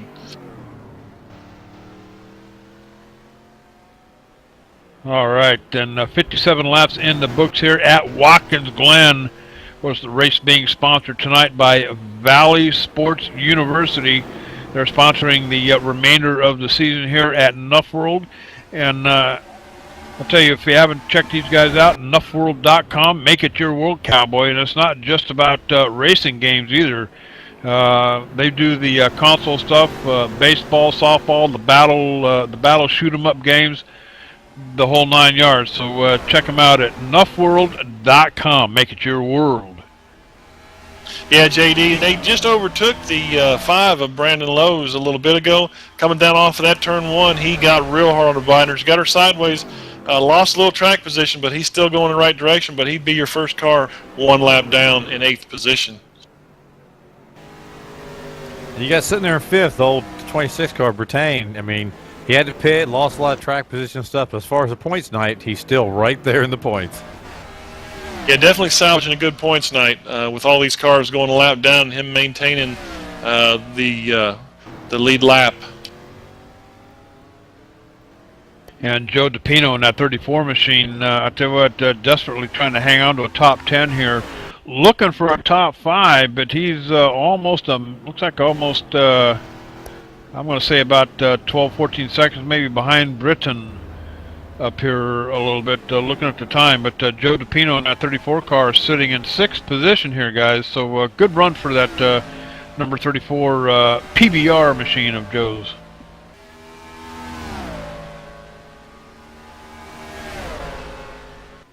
All right, now that we got the chili peppers, the onions, the cilantro, and the garlic in the can, the rest of it is real easy. Just a little bit of salt, a little bit of pepper, and then give that old processor a couple of spins. You don't want to grind it up to a thick paste. You want to kind of chop it up real good a little bit. Now, something you can add is a little bit of lime juice or lemon juice. I prefer the lemon juice, not quite as tart as the lime. But I'll tell you what, let that stuff sit overnight, and you got you some pretty good salsa. Yeah, JD, it sounds like a good recipe. Not quite a salsa man myself, but sounds good to me.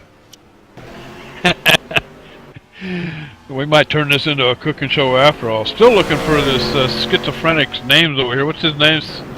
Skizix or something? Maybe he's already gone, but Corvette Dave joining us here tonight. Corvette Dave's been lurking around the channel here lately. It's good to see Corvette Dave in the house here tonight. Saturday night racing with Nuff World here at the Glen. 90 laps on the board here tonight. We just laid 60 down, so we're getting on the downhill side of this thing here, guys. Hearing the 84 car ball going around, a little bit of damage. Not too sure. Might be his teammate, JD. I can't. Waiting on a confirmation on car number here. All right, it apparently was not the 84 car. Looking for trying to get the car number here, guys. See if we can't get that identified. But the 84 car of Ball still has all 4 on the ground, pointed in the right direction. Yeah, not too sure, JD. Couldn't find it myself. Still keep an eye on the leaders as they are stalking the 48 of LaRusso in 7th, looking to put him a lap down to leave only 6 cars on the lead lap here at the Glen. LaRusso dead ahead, cowboy. I'll tell you what, coming down the front stretch, going into turn 1, this may be where they get it, as we see the brake, the tire smoke coming off that 14 machine of Kevin Hibbett dead ahead as well. And I tell you, Reynolds coming right up on the bumper of LaRusso, getting ready to put LaRusso down 1 lap. And you're absolutely right. That's going to leave, I believe, 6 cars on the lead lap when we get to it, guys. Yeah, JD, 6 cars lead lap, 2 cars battling it out.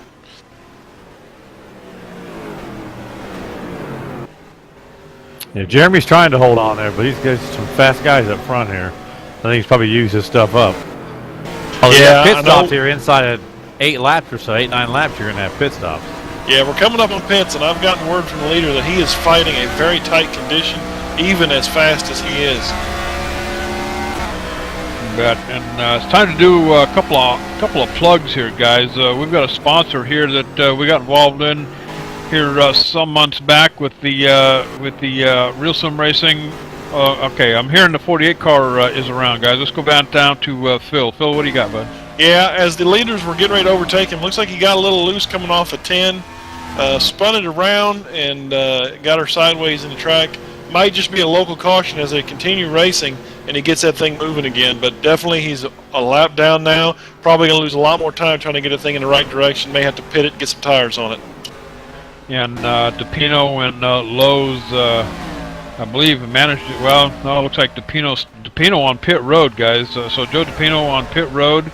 This will be his final stop of the night. He was 62 laps in the book. LaRusso in that 48 machine having some issues. Certainly will be pitting this time around. Of course, most of these guys have to make one more trip.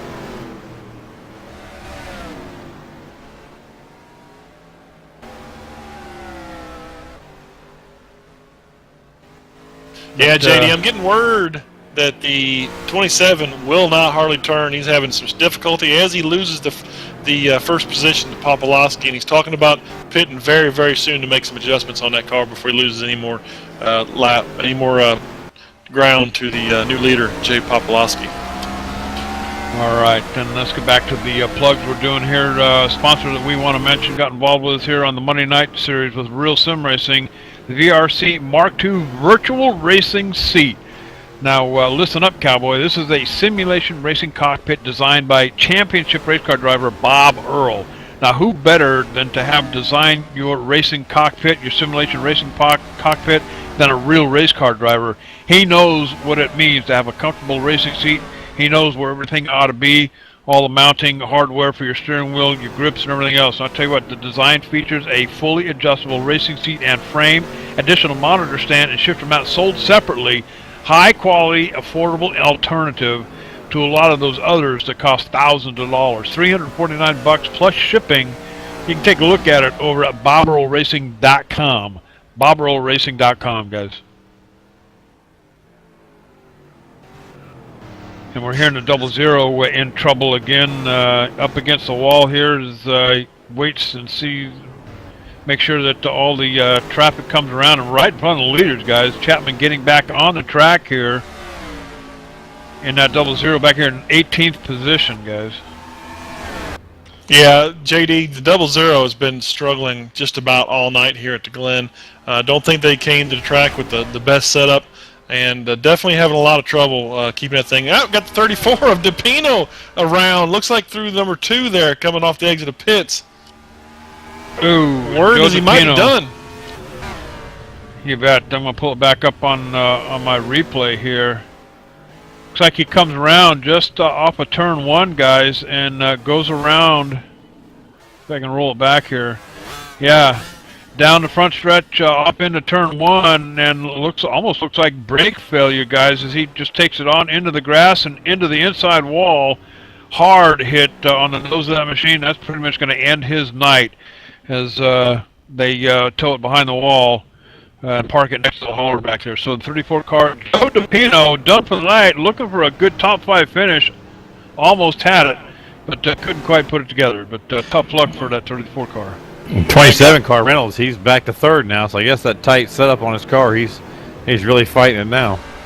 Yeah, watching there just in front of the leaders, looks like Ed Wilson got a little loose and off in the grass off of 10 there. Leaders had to make a little bit of evasive action to get around him.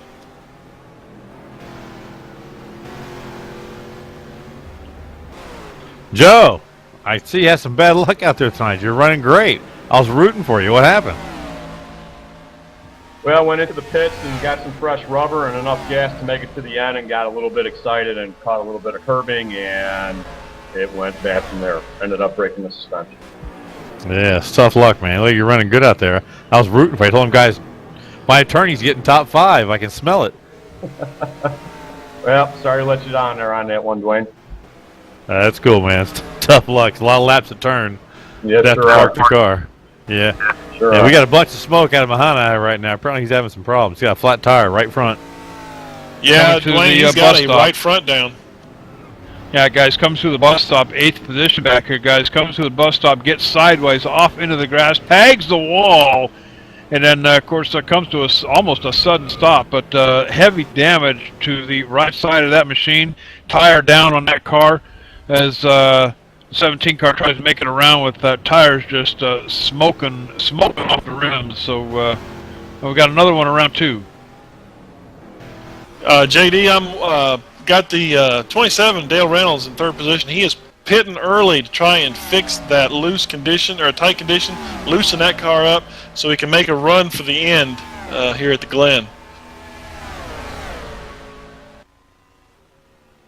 As Reynolds comes down pit road, then come to a screeching stop in that first box there. Car goes up. It's going to be 4 tires and fuel for that 27 machine, and trying to fix that tight condition on that 27 car. In the meantime, it's going to put Popolowski out in front, but word has it these guys got to come down pit road one more time here. So looking for Enix and Popolowski both to possibly make one more pit stop here. Yeah, JD, the one fighting lap traffic, I would say with Dale Reynolds pitting, I will be seeing these leaders coming in real soon. Yeah, here comes the 07 of Popolowski to pit road. Enoch is right behind him, so first 3 are in pit road. All right, and crew chiefs call the 25 machine of Enix down pit road as well. So I tell you, when it gets to the end of this thing, you don't want to wander off too far from the pit strategy that the leaders are on. So it's a good call by the 25 crew chief, bring him down pit road at the same time the 07 comes down. In the meantime, Reynolds in that 27 car, he's being shown in 4th position now, guys. He's already completed his pit stop, done for the night, Cowboy. He should be good to go to the end. You'd be curious to see when these guys come off pit road, what kind of spacing between them, who hits the pit road right and who doesn't. Here comes Reynolds down to turn 1, hot. We'll see how this shapes up. Jerry Pops, you're getting out of there, boy. He's trying to get out front. It looks like Reynolds has got Enox coming off the pits, so it put him in 3rd, Enox in 4th, J-Pop in 2nd. And Gutierrez is going to pick up a couple of bonus points for him tonight as well, guys, as he's being shown our leader for now, but that's not going to last long. Gutierrez, 14-year-old kid, he's impressive out here. I can tell you that. He's doing a great job. That's going to be the 07 machine of Popolowski. Absolutely right.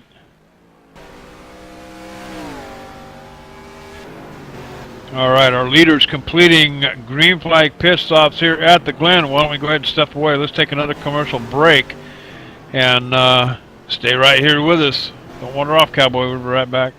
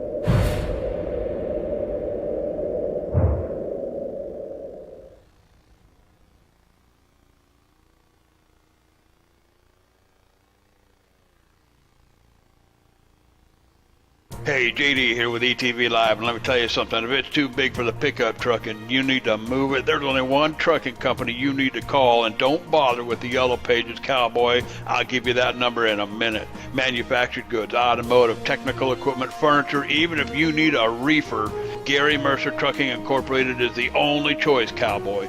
With locations in Mississauga, Ontario, Canada, Rancho Cucamonga, California, if you need to move it, store it, and keep it cold, you need to call Gary Mercer Trucking Incorporated. Long haul, short haul, or just across town, Gary Mercer has the best trained and qualified drivers to get your load from point A to point B with professionalism and on time. So remember, Hoss, if it don't fit in a pickup truck, you're going to need a real truck, cowboy. Sponsors of ETV Live's Friday Night Showdown, Gary Mercer Trucking Incorporated, 1-800-668-2980.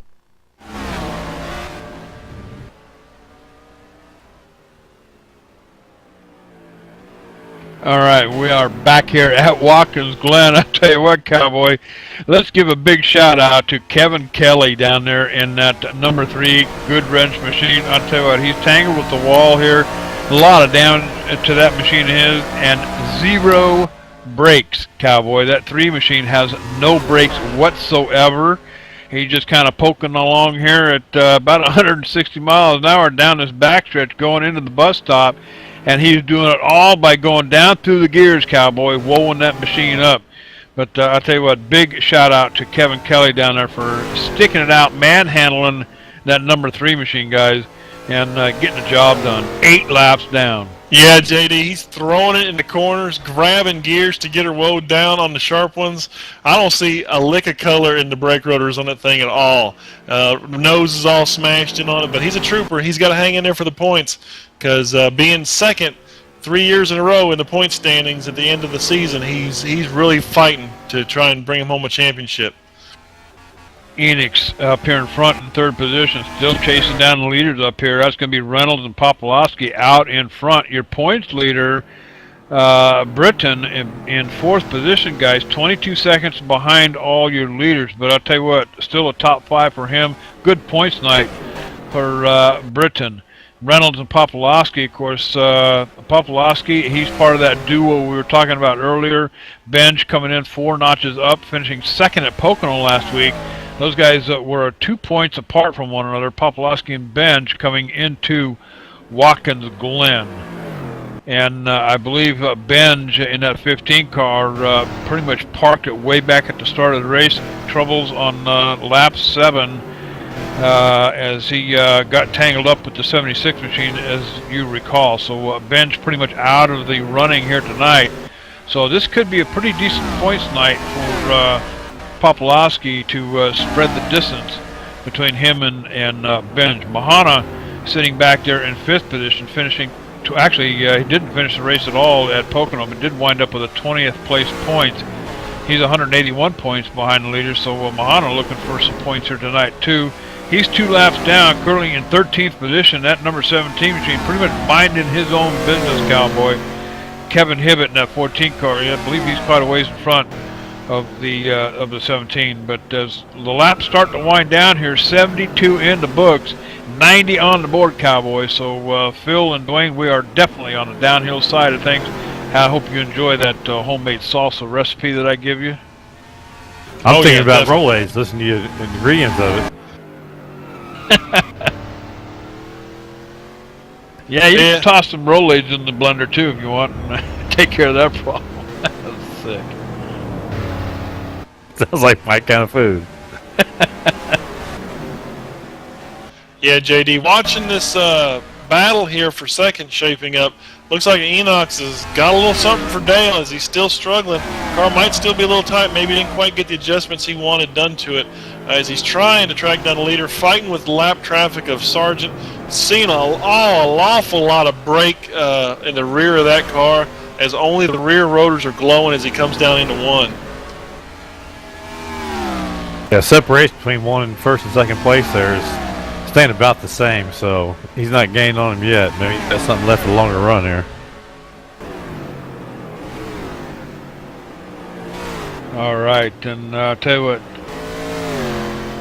Remember, during pre-race we were talking about the bottom 4 or 5 cars here in the points. It's going to start out with Busa. Busa, I don't believe Busa made the race here tonight.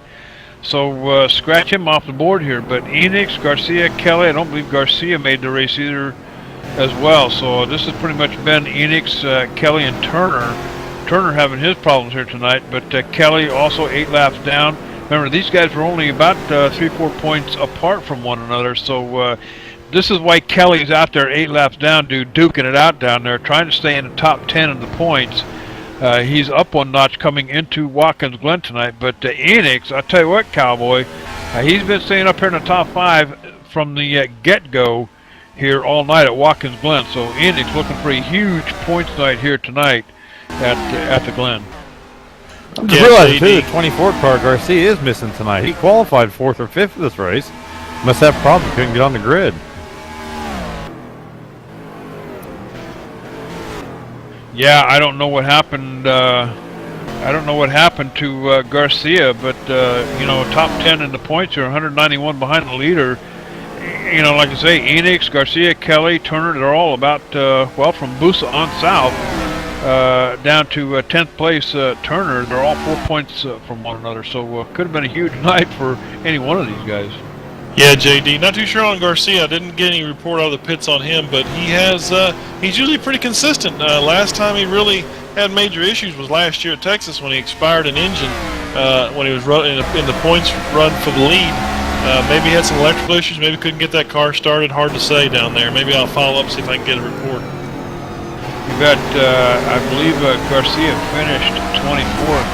In fact, he did finish, but he got 24th place points at Pocono last week, so perhaps too much damage to the car, couldn't afford the repairs. I don't know, Cowboy, but Garcia certainly not here tonight at Watkins Glen. Popolowski still holding down the fort up here. I'll tell you what, big shout out to the driver of that number 7 machine, the 07 machine, 14-year-old J-Pop, they like to call him, having a pretty decent night here at Watkins Glen. Yeah, I got the CEO of Halls on Post sitting next to me, and she wants her logo on the hood of that car, so I'm not sure how much that's going to cost me.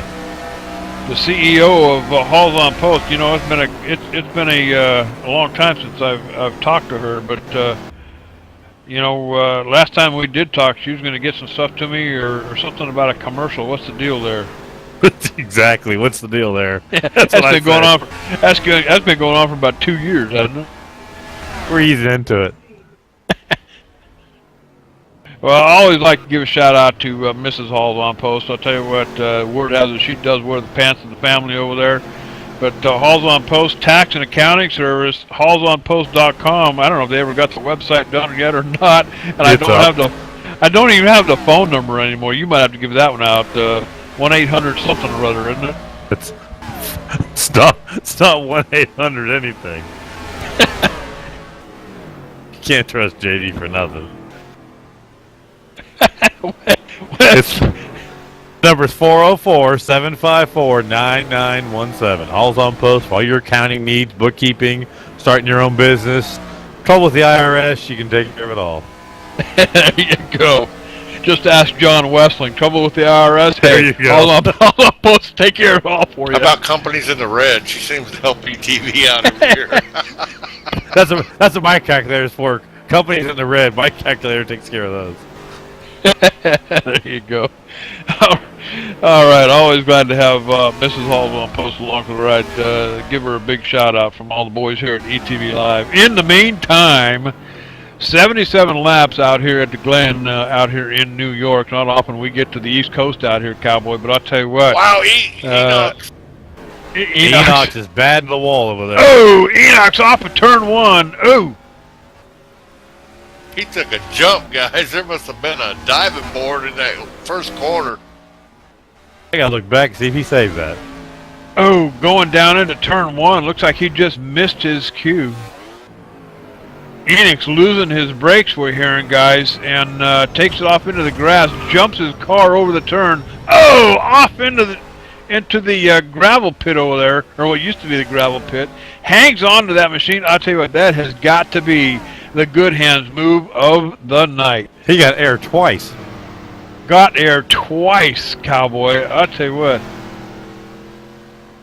Almost got Wow. 27 on that one too, JD. Got air twice and held the spot. Hanging on to the third place spot, now 11 seconds behind the leader. But I'll tell you what, that's probably where he's going to wind up finishing if he can hold it together and clean his shorts out, Cowboy. But I'll tell you what, that 25 car is still holding the fort down here in third place.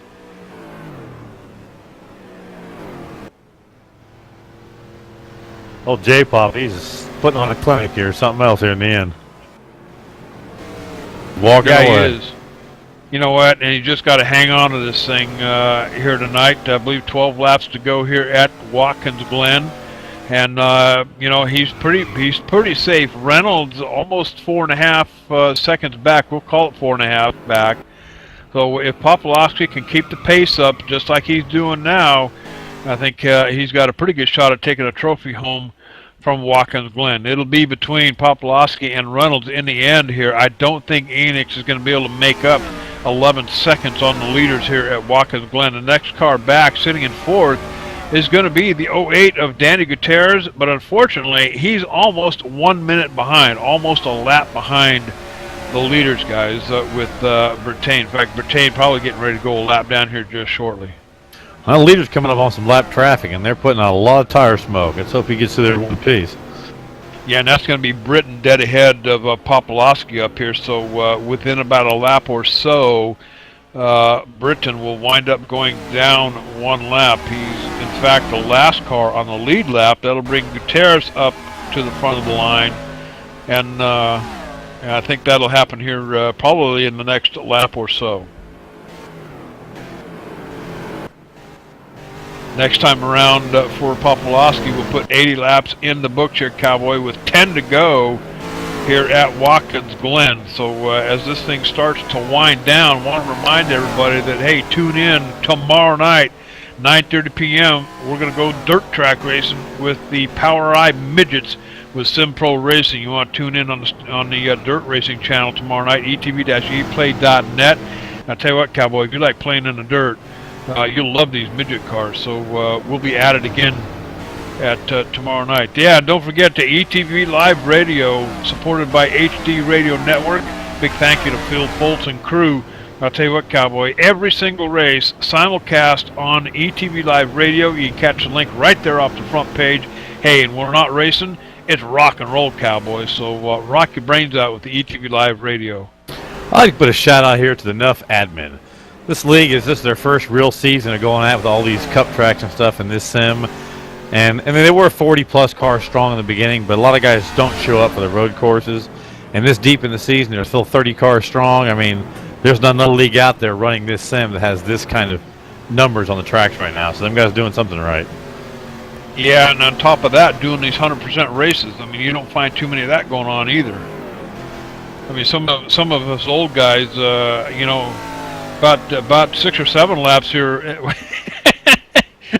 I'm listening to some chatter on the back end here too, but I tell you what, for those old guys, 6 or 7 laps here at the Glen would have been plenty, right, Dwayne? Yeah, 2 laps have been good for me. One to spin out and one to get it going again to get back around the track. Yeah. And if I know John Westling, he'd been watching this all happen from the stands up there. He's pretty, he's smarter than the rest of them. Watch that leader now, but he's gonna mess his stuff. Let me know when it's over, so I gotta do some more work. Yeah. That leader's trying to get past 4-lap cars right here. You bet. Thread the needle time here is the 14 car Hibbett. Looks like he might even put the block on that 07 machine, trying to woo him up. Reynolds made up 2 seconds. Reynolds making up 2 seconds on Popolowski, so 2.6 seconds behind. Now Hibbett pulls over. Popolowski going to get the run on him, but I'll tell you what, Hibbett almost putting a block on there, guys. Popolowski's got 2 more up here in front. He's got Wilson and Hinkle dead ahead here, so getting past the lap traffic. Popolowski trying to put the distance on that 27 car of Reynolds, who is just 2.6 seconds back at 81 laps in the books. I'm sure that leader's getting a little nervous right now trying to get through all these cars. He's coming up on Hinkle now, another lap down car, and he's got Kelly with no brakes up in front of him, so it's not over yet. He's in a mess of lap traffic. But Dale Reynolds is going to have the same problem. He's got to get through this hornet's nest as well. He's closed the gap up a lot. There's a big difference in the gap now. Oh, 3 wide, coming down the front stretch, 88 in the center here. Reynolds up against the wall going into turn 1. That's not where you want to be, Cowboy. The 14 alongside Reynolds coming off the turn. I'll tell you what, that you do not want to do at 82 laps in the books here, Cowboy. 8 laps to go here at the Glen. And Reynolds able to make it through there safely, but he's got Jerry Hinkle in a 12 car dead ahead as he desperately tries to close the distance on that 07 car of Jay Popolowski. Yeah, JD, the 27 Dale Reynolds is fighting this lap traffic and trying to get through there, screaming on the radio. And Kevin Kelly in that 3 machine pulls off onto the grass to let Reynolds have the lane coming through the bus stop there. Yeah, JD, that's a teammate, so he's going to definitely get that thing out of the way. Don't want to hold him up any as he makes a charge for the front. I'll tell you what, that 27 car came flying up to the 3 car. I thought it was going to be over for Kevin Kelly, but Kelly opted for the grass to let Reynolds have the pavement. And I'll tell you what, Reynolds desperately trying to close the distance, falling back now to 2.4 seconds, 2.8 seconds back of Popolowski, having to work through that lapped traffic here momentarily ago. But Popolowski with a clear track in front of him, Cowboy, all he has to do is drive it home. Yeah, JD, he's made his way around the 26 of Brittain in 5th to put him a lap down, leaving only the 4 cars on the lead lap now. He's cleared the traffic now, too. He's walking away again. You bet. Then last car in the lead lap in 4th position is going to be the 08 of Danny Gutierrez back here, almost a lap down, too, 54 seconds behind. And Enix, with his problems earlier in that 25 car, now 15 seconds behind the leaders as well. But still a good night for that 25 car of Enix. But right now we're keeping an eye on Reynolds and Popolowski. Reynolds trying to run down that 07 car. JD, get an update on 27. It sounds like the tight condition he was battling on the last run is returning, and he's struggling to keep that car moving at a rapid pace, trying to make some ground on the leader. 6 laps to go here at the Glen up here in New York, Watkins Glen, 2.5 mile track here. This is the NASCAR track. The JD, the 26 of Brittain in 5th is battling the leader, trying to get his lap back. Not too sure what the motivation is, but that could change the outcome of this race. Yeah, you know what? I'd be satisfied for a top 5 finish. Brittain's got it if he can hang on to it. He really doesn't have anybody around him to challenge him. His only other challenge would be coming off the 48 car of LaRusso, and he's way in back, too far back, almost half a lap in back of Brittain. So I'm not quite sure what's going on with the 26 machine. And Brittain coming in the points leader, probably going to come out the points leader as well. Yeah, JD, he's got a very comfortable lead on the points. It doesn't make any sense to battle the leader of the race for lap when they're more likely not going to get a full course caution to even get your lap back. This late in the race, probably not a lucky dog, so I just hang out and try and maintain that fifth spot. I believe, we got 5 to go here at the Glen, so I'm not even sure if I believe the rule is 10 laps. They cut it off at 10 laps to go, so we're at 5 laps to go here at the Glen, so I don't even think the lucky dog could even save him at this point.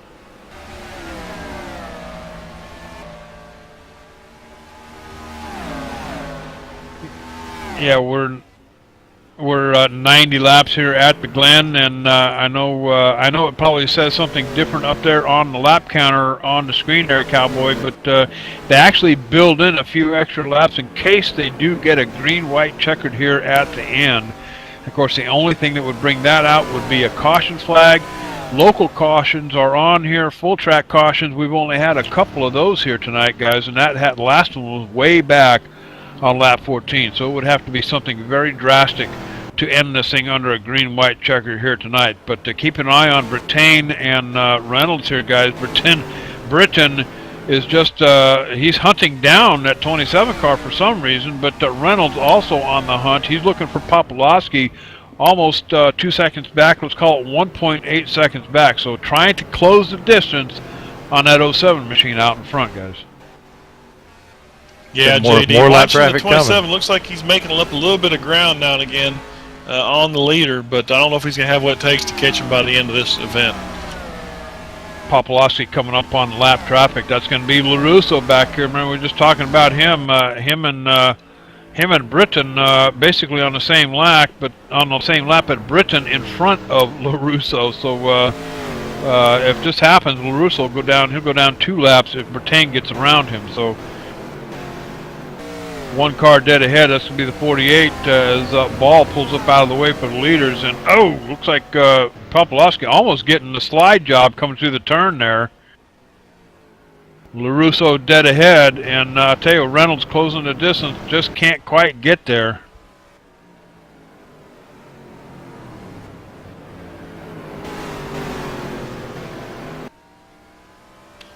And down the front chip, they've got a couple of lap cars. It's going to be Cherry and LaRusso out in front of Popolowski here with 3 laps to go here at Watkins Glen. Yeah, I'm waiting for the worst here, getting through these lap cars. Yeah, Reynolds, go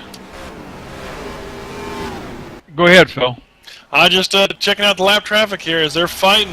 The 48 looked like he got a little loose off that corner there and got into the brush the wall a little bit, but doesn't look like it's going to affect the 27 any on his performance out there.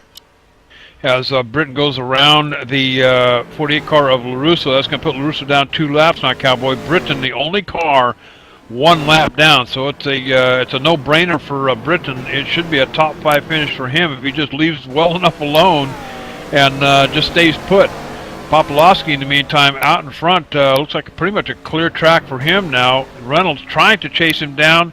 You know, he pulls up and then backs off. Now 1.9 seconds behind. Don't think there's going to be enough time. As they'll come back around, it'll be 2 to go here at Watkins Glen. Yeah, JD. Actually, we're on 2 to go. If he keeps fighting that lap traffic, it's slowing him down a little bit. He makes up some time, gets into the lap traffic, loses some time. Don't think he's going to have what it's going to take to get it done here in the end. Yeah, I believe this is J-Pop's race to lose right here. I think he's in control of it. He has to run 2 more laps and hit those corners, and this race is over. Just keep looking out that front windshield. Pay never mind to what's in behind you back there, because I tell you, it's about 2.1 seconds back. It's a no-brainer, Cowboy. Reynolds can't get there. He's tried. He's got as close as about 1.6 seconds, but just doesn't have the horsepower to stay with it, fighting a tight condition in that number 27 machine. But I'll tell you what, class act tonight. These 3 guys up here in front, Popolowski, Reynolds, and Enix. What a night these guys have been putting on here tonight. Enix is about 23 seconds and back.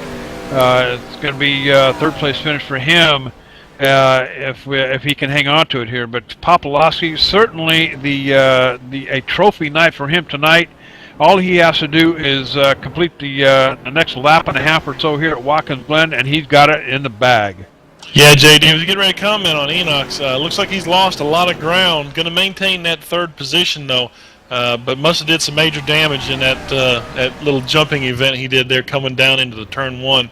Also, he's going to maintain get the extra point for the most laps led, because J-Pop just isn't going to have enough laps to get it done. Going to come up a lap short on the most laps led tonight here at the Glen. I'll tell you, it looks like Britton's still putting the pressure on that 07 machine up here, guys. So, you know, if it gets too tough, if I was, you know, if it was me, I think I'd let him go.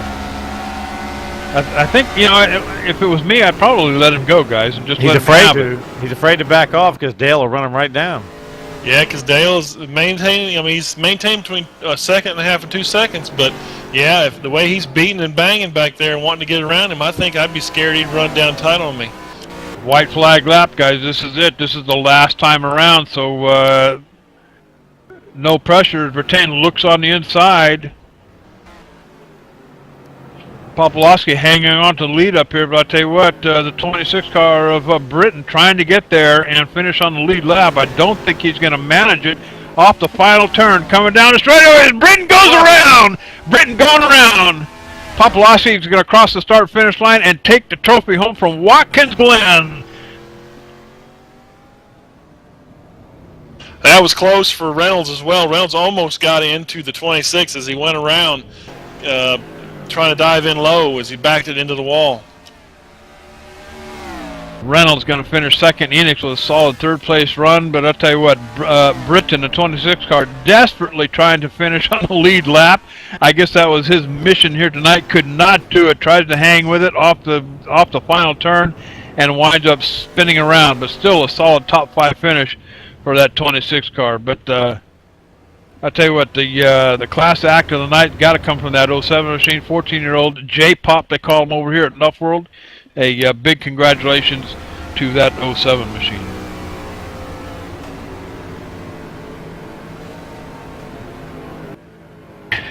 As we watch Jay Popper bring that 07 machine back through the bus stop here for the last time, he'll come down to the start-finish line. We'll give him a couple of moments to burn what's left of the rubber off the back of them tires here for a little bit, and then we'll step away for commercial and come back for the post-race show. But Jay Popolowski, guys, I'll tell you what a class act here at Watkins Glen. Yeah, JD, I definitely had my money on the 27. The way he spanked the field on Thursday in the Pure Sim event, I was looking for him to be a big-time contender tonight, as he did put on a good show, had a great car, but fighting a tight condition there near the last 2 fuel runs. Not too sure exactly what was wrong with the car, but might just had something a little off on it coming out of the garage.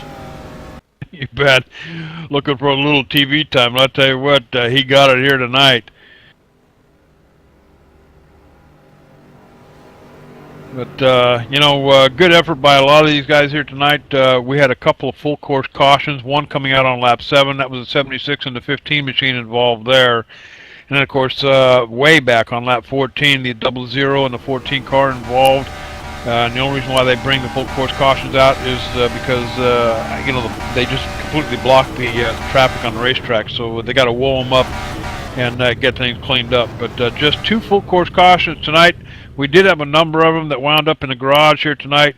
Joe DePino, Bennett, Pittman, Montefiore, Pierce, Calantoni, Baker, Wildrick, Vasquez, Main, Benj, and Biddle all wound up on the hauler back in the garage. But as we watch Mr. Reynolds spin the rest of the tires off on the front stretch up here, we're going to go ahead and step away, take a commercial break, or Popolowski rather. We're going to go ahead and take a commercial break and come back for the post-race show here at Watkins Glen. So don't wander off, Cowboy.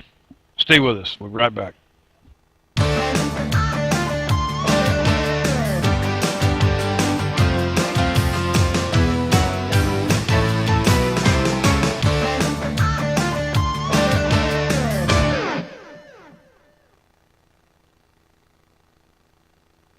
Do you know where your world is?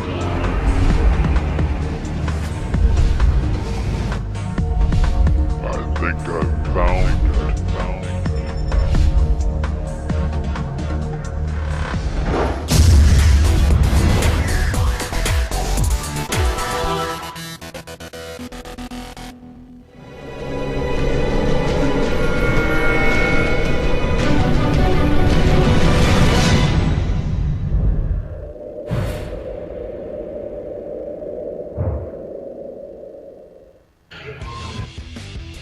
Hey dude, are you ready to rock and roll? If that's cool, then you need to do it over at HD Radio Network. HD Radio Network, 4 stations broadcasting 24/7 with everything from metal favorites to the 80s classic rock like legendary Leonard Skinner, Electric Light Orchestra, Foreigner, and bone-rattling, skull-crushing rock and roll on hard driving radio.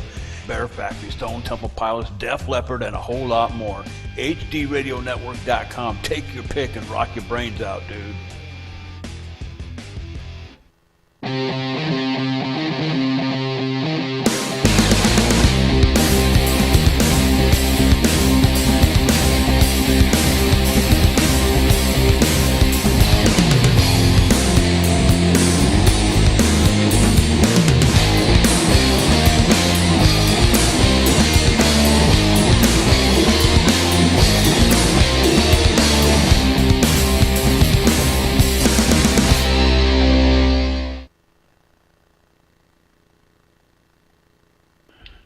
All right, welcome back to Watkins Glen, and I'm standing down here in Victory Circle, and I'll tell you what, putting on a clinic here at Watkins Glen, Jay Popolowski down here in that 07 machine, what a night this young man had. Tell us how you did it, bud. I honestly don't know. It was a really great setup with the car today. It was. I was just pacing myself the entire race. I was trying to figure out, because me, Dale, and Jeremy were so even that entire race. It was really hard to figure out, who was actually faster and where. It was really tough. Watching this thing here tonight, we saw a lot of what looked like tire smoke coming off of these cars. Possible brake issues here tonight. Was that part of your problem as well tonight? I didn't have much of a problem.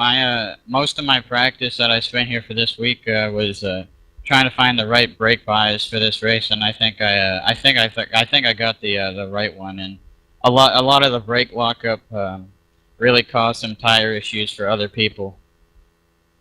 Let's take it back to the last, about the last 4 or 5 laps here. You got the lead up there. Reynolds is absolutely hunting you down, Cowboy. But then suddenly, the 26 car appears in your rearview mirror. What did you think was happening at that point? I really didn't know. I knew he had fresher tires, and I knew he'd be faster. I knew he'd be a problem. I got by him, and I was doing everything I could to make sure he stayed behind me, because if I was to race him, then it would just end up the 27 catching me and passing me for the win. All right, and I'll tell you what, outstanding job here at Watkins Glen here tonight, taking the big one home from the track here. Who made it happen for you, bud? First, I got to thank the Christian Vasquez, Costa Rica. He put a great set for me today. I got to thank all the admins. I got to give a shout out to all my teammates and all the admins, and the sponsor of this race, Valley Sports University. All right, and I'll tell you what, Christian Vasquez from Costa Rica, I'll tell you what, a big ETV Live fan, big shout out to Christian from ETV Live, and again, congratulations on the win. Taking the big trophy home tonight, I want to throw it on down to Phil Foltz. I believe he's caught up with our second place finisher, Dale Reynolds. Yeah, JD caught up with Dale Reynolds down here on the pit road as he gets his car inspected by the officials to make sure he's inspected there. Hey, Dale, a nice hard-fought race here tonight. What seems like you're finding a tight condition those last 2 fuel runs. What happened? Well, actually, I really don't know. I got to say, what a fun race this was. J-Pop and Jeremy, they were awesome. Us three were just so much fun battling with them, and we unloaded and we were loose. We were really loose when we unloaded this weekend, and for some reason I don't know what happened, if the car got tight with the track conditions. We were pretty fast in the beginning, but I don't know, those last 2 runs, I think the track conditions changed and we just tightened up. Yeah, not keeping up with the track conditions on that extreme performance race in 27 Chevy definitely was making it difficult for you to track down the leader there on these last 2 runs. Yeah, I mean, the traffic was I honestly didn't win anybody over by coming on TeamSpeak and saying that the lap cars are making me mad, but they're out there too. I just want to apologize to anybody who I might have offended, but they're out there racing too, and God bless them and all that. But just when you think you got a good car, and it turns out J-Pop really did have the best car, and I thought Jeremy would have had there at the end. I don't know what happened with his brakes, but he almost Jimmy Johnson turn 1. But it was a great night for the EPR, the 27 EPR Chevy Final Fantasy 13-2. Great game, go buy it. It's on sale now. Also want to give a big thanks to ValleySportsUniversity.com. Awesome for them to pick up a sponsorship.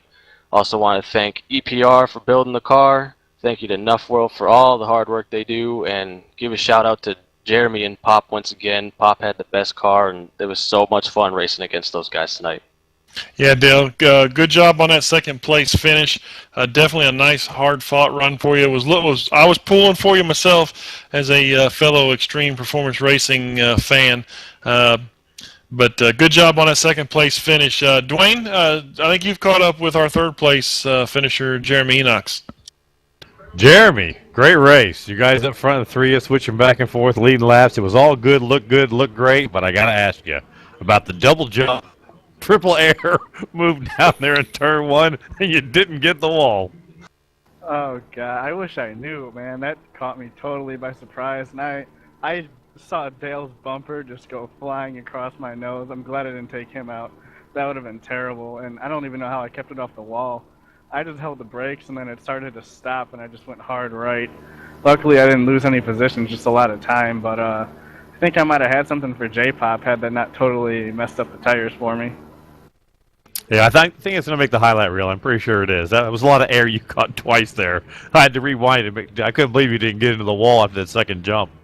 Anyway, it was a good job, man. You're running good. The car looked good. You guys are putting on a great show out there at the Glen. You know, compared to me, you guys are freaking amazing on those tracks. Anybody want to give thanks to for tonight? Yeah, I just want to thank Valley Sports University for sponsoring the race and picking up sponsorship on the series. All the Nufferl admins for their hard work. Chuck for light adminning and helping everyone out. And everyone else on the track just for running a clean race. And I want to say congrats to J-Pop and that whole team. All right, man. Cool deal. You know, it looked good. It was a good show, guys. All right. I'll tell you what, Jeremy Enox, you know, that was absolutely a Kodak moment, Cowboy. And like Phil was saying back there in the background, that was a 9.5. I would have given it a 10 if there was a pirouette in there, too. But I'll tell you what, managing to hang on to that machine, I'll tell you what a wild ride. And hats off to Jeremy Enox for a terrific save right there and hanging on to that third place. But, you know, one more person that we need to talk to before we get out of here, guys, Kevin Kelly. Let me tell you something. You know, if anybody deserves the Hard Knock Award of the night, it's got to go to Kevin Kelly. But I tell you, to persevere, dude, and to come across and finish this thing here tonight, how did you do it? Oh, man, I tell you, you know, everybody knows I'm not a good road course driver anyway. And I was hanging around in 12th, 13th spot. Just saving my car, figuring if I could get a top 10 out of it, I would be good. And I went into turn one and almost pulled a Jimmy Johnson twice. And the brakes were just not there the whole race. I had to stay in third down the straightaways and basically use the gears to slow the car down. Just no brakes. But you know what? Us over here at EPR, we never, ever, ever quit on nothing. So, and I had some help from a teammate of mine, Brian Bennett, there to help me get me out of the grass over there, so I was kind of stuck. But we have a never-die freaking thing here, and that's true with all Nuffers. We have a never-die attitude, and even though I was out of it, JD, it was just like one of those deals. It's like I'm a warrior, and I want the other guys to do the same thing, so... Well, I'll tell you what, we're keeping the seat warm for you up here in the booth too when you get a chance. So I tell you what a terrific thing you did here tonight. I'll tell you, like I said, you know, to persevere and to put that number 3 machine across the start finish line at the end. I'll tell you what, Cowboy. Well, a job well done here. And Phil and Dwayne, Watkins Glen, it's in the books here at Nuff World. 90 laps later, and I'll tell you what, J-Pop, what a show he put on here tonight.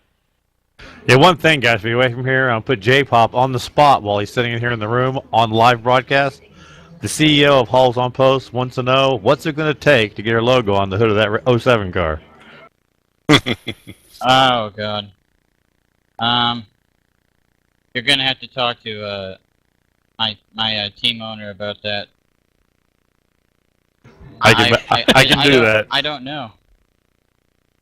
I'll do it. I'll put a logo on your car, on this car.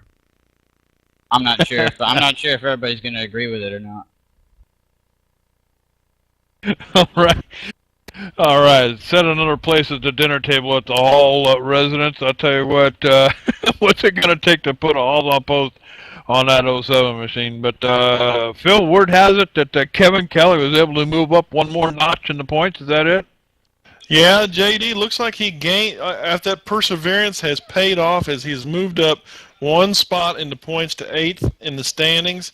Another big mover was Bruce Turner up 3. Looks like Jeremy Enox is up 2, and Stephen Mahana, even with his laps down run tonight, moved up a spot.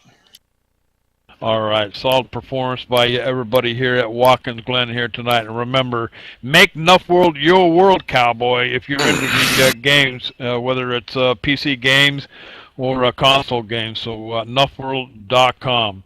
That's going to wrap it up from Watkins Glen from the booth with Phil Foltz, Dwayne Hall, of course, Magic Fingers, John Wessling working the cameras for you from flag to flag. Don't forget, more racing coming your way on ETV Live. Check the schedule page over there. Take a look at the new facelift.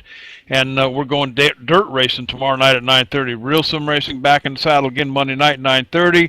And, of course, Sean Petchin with the OpenPaddock.net live show on the ETV Live radio and the stream, all happening here this coming week on ETV Live. So from Watkins Glen and all the crew here in the booth, we'll see you next time.